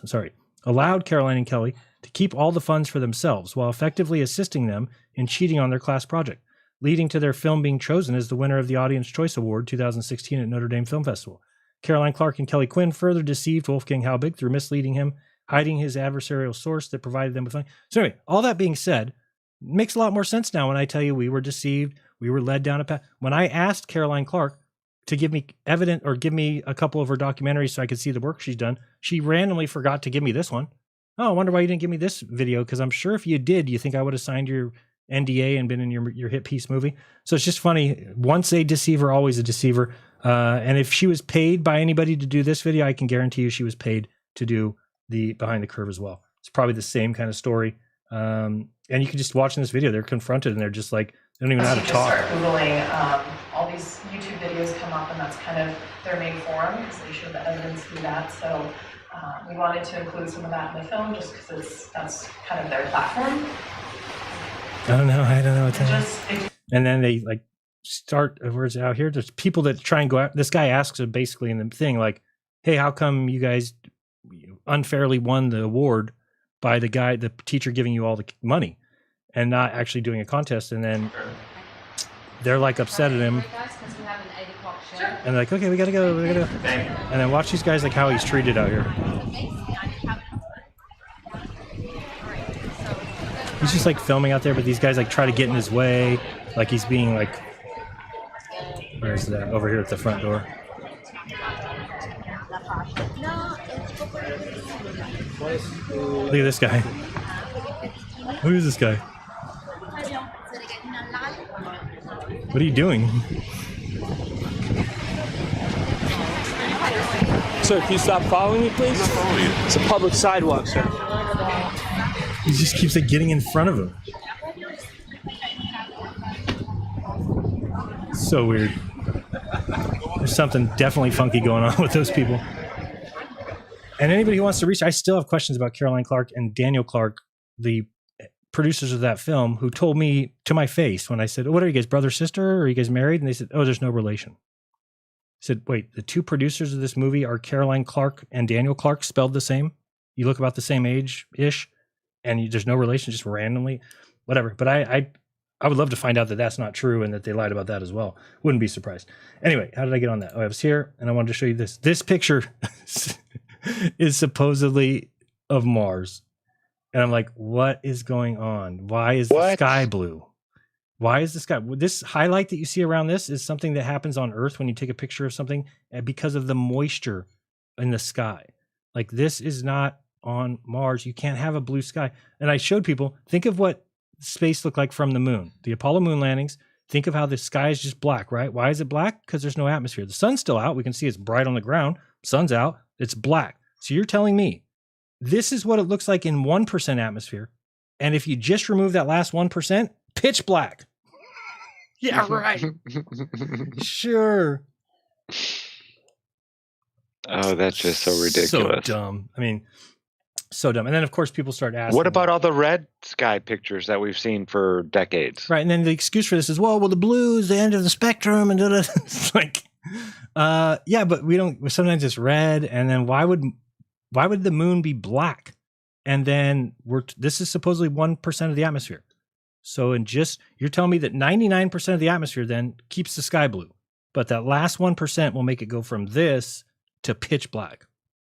I mean, it just isn't possible. Why anybody? And here's the thing: all globies, what do? They'll just hear me say that, and they'll just be like, "No, but there's got to be a reason behind it. And they've got to be doing it for science. I'm sure this is meant to look so that people don't get confused." It's just so stupid. And this is supposedly the rover over here. If people don't know, another thing, I just talked about this on my show. I'm so pissed at this thing. So it says it traveled 617 feet, which is 2 football fields, right? For 136 seconds, which is a little over 2 minutes. Okay, so it went 2 football fields. If you go and look up Ingenuity, or what is it called? Perseverance, right? Is this what Ingenuity? If you look up Ingenuity, but you have the whole story in the names of the craft. What are they? Tell me. Yeah, Ingenuity, Perseverance, Curiosity. Right. I mean, if you put that with a human. So look at this is the Wikipedia for Ingenuity. Just the stupid helicopter that couldn't possibly fly in 1% atmosphere. But here's the thing that people need to recognize: is it was supposed to fly. Where does it say here? After 5 times. Yeah, 5 times. 5 times it was supposed to fly, and its maximum distance it was designed to fly for. So you're talking about these. Right here. The helicopter was intended to perform a 30-day technology demonstration, making 5 flights at altitudes ranging from 10 to 16 feet. But now it just went through 615, and for 2. I mean, it's just so dumb. Like, that would never happen. Like, this is supposed to be done and over with, but they just like reprogrammed it and sent it some new updates. And now that's how amazing they are, Jeran. So amazing, because now this was the 51st flight. So can you imagine designing something and then you look up the temperatures. The temperature during the day is like negative 70 degrees Fahrenheit. Like, how can a helicopter? Yeah, batteries work great at negative 70. Yeah, and it just sits out all night when it's negative 250 or 300. I mean, it doesn't have a garage. It doesn't have somewhere it goes. It just sits out on the surface of Mars. And like, why is it that the damn rover all the time? Sometimes you'll see it's covered in dust, and then the next day it's completely cleaned off. I mean, you could barely even tell what it is sometimes. Yeah, who's cleaning it? Just looks like who's putting the footprints around it? Remember that picture where they actually showed like footprints walking around the rover and how clean it was? I don't. Like, wow, that's hilarious if they did. It's just it's so obvious to me of this deception. I can't believe anybody would ever allow somebody to tell you that they have a craft 100 million miles away, or that they can see, like we talked about last week, they can see the hexagon on top of Saturn, but we can't see the North Pole of the Earth. There's no photo from the space that shows the North Pole or the South Pole, but we can go get that of Jupiter and Saturn and Pluto and all the moons, and nobody just says, time out. Can we get NASA? Can we call them to the carpet and say, knock it off.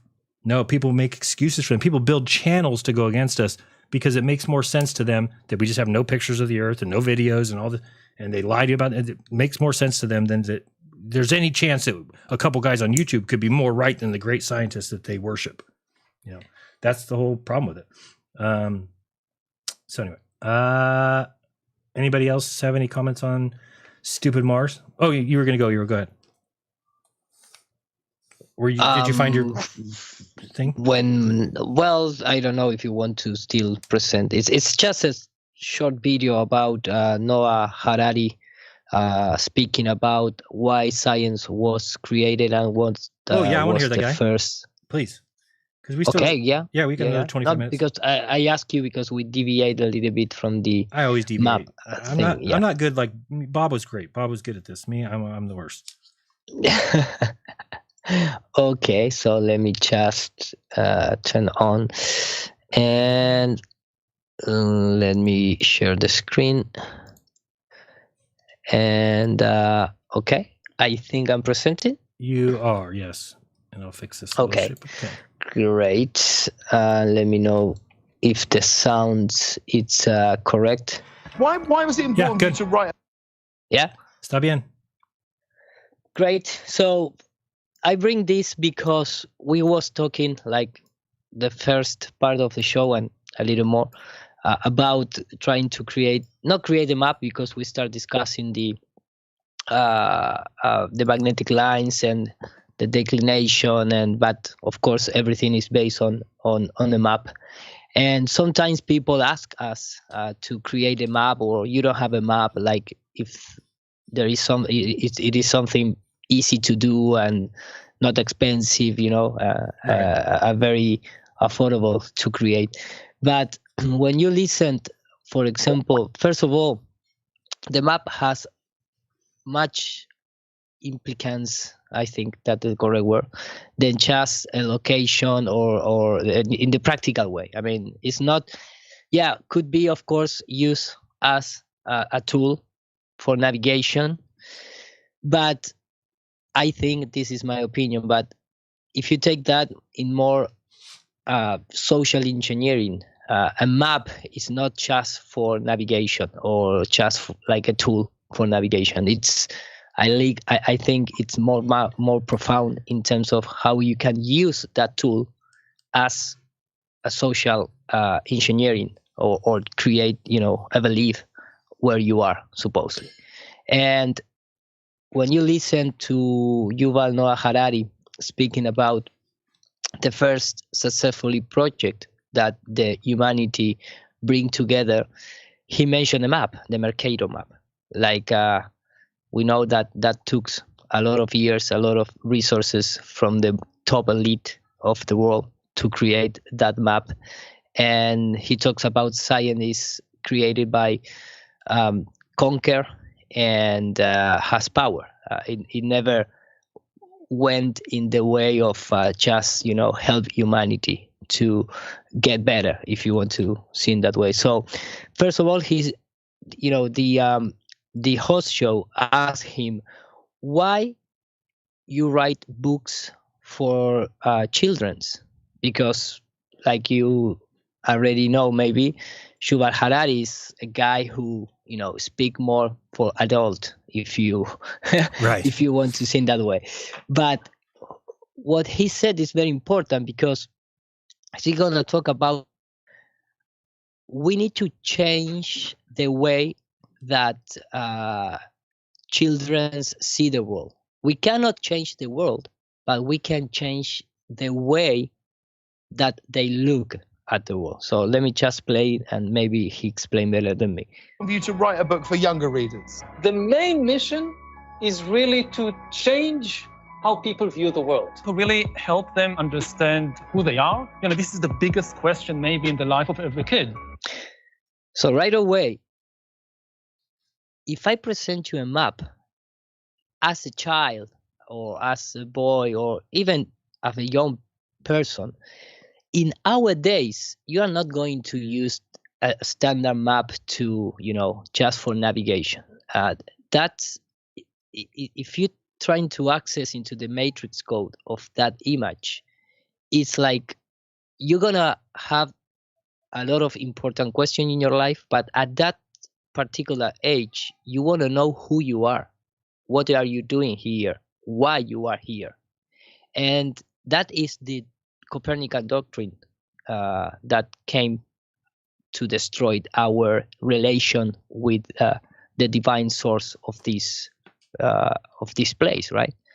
So the map is, for me, it's like a really important piece inside of that puzzle to, I'm gonna tell you where you are, why you are here, and everything is going to be, in place, and everything is going to be right because I can protect you if you believe that you are inside here, inside of our territory. So that is the like the first part of the. You are follow me? I explain myself. Yes, excellent. Okay. You speak better English what than me. am I? Okay, let me just rewind a little bit. The biggest question maybe in the life of every kid. I mean, what am I? And the world is so complicated and sometimes frightening. The central argument is that we've got a superpower that's allowed us to rule the planet. What is that, as human beings, what is that superpower? Well, the superpower is our ability to invent and believe fictional stories, fairy tales, science fiction. As long as everybody believes it works. This is why we rule the world, because we can invent these kind of strange stories. So it's a very important genre. It's very easy to make people afraid. Never convince 1 million chimpanzees to come together to build a cathedral or to fight a war or to build a spaceship to the moon by convincing them in some story, in some mythology. But this is the way that we cooperate. And again, it's not just religious mythologies. The chief value of science is power. Truth was never the highest priority of human society. And again, he, at least I think the people on top, I'm not talking the scientists, maybe the guy, that, your neighborhood who's a scientist and he makes things to really help humanity. I mean, the ones who financial the science, or that, the people who are in power to give you the opportunity to be a scientist. And it's all about science, and we can see right now it's gain power. And that's, at least, it's something that I agree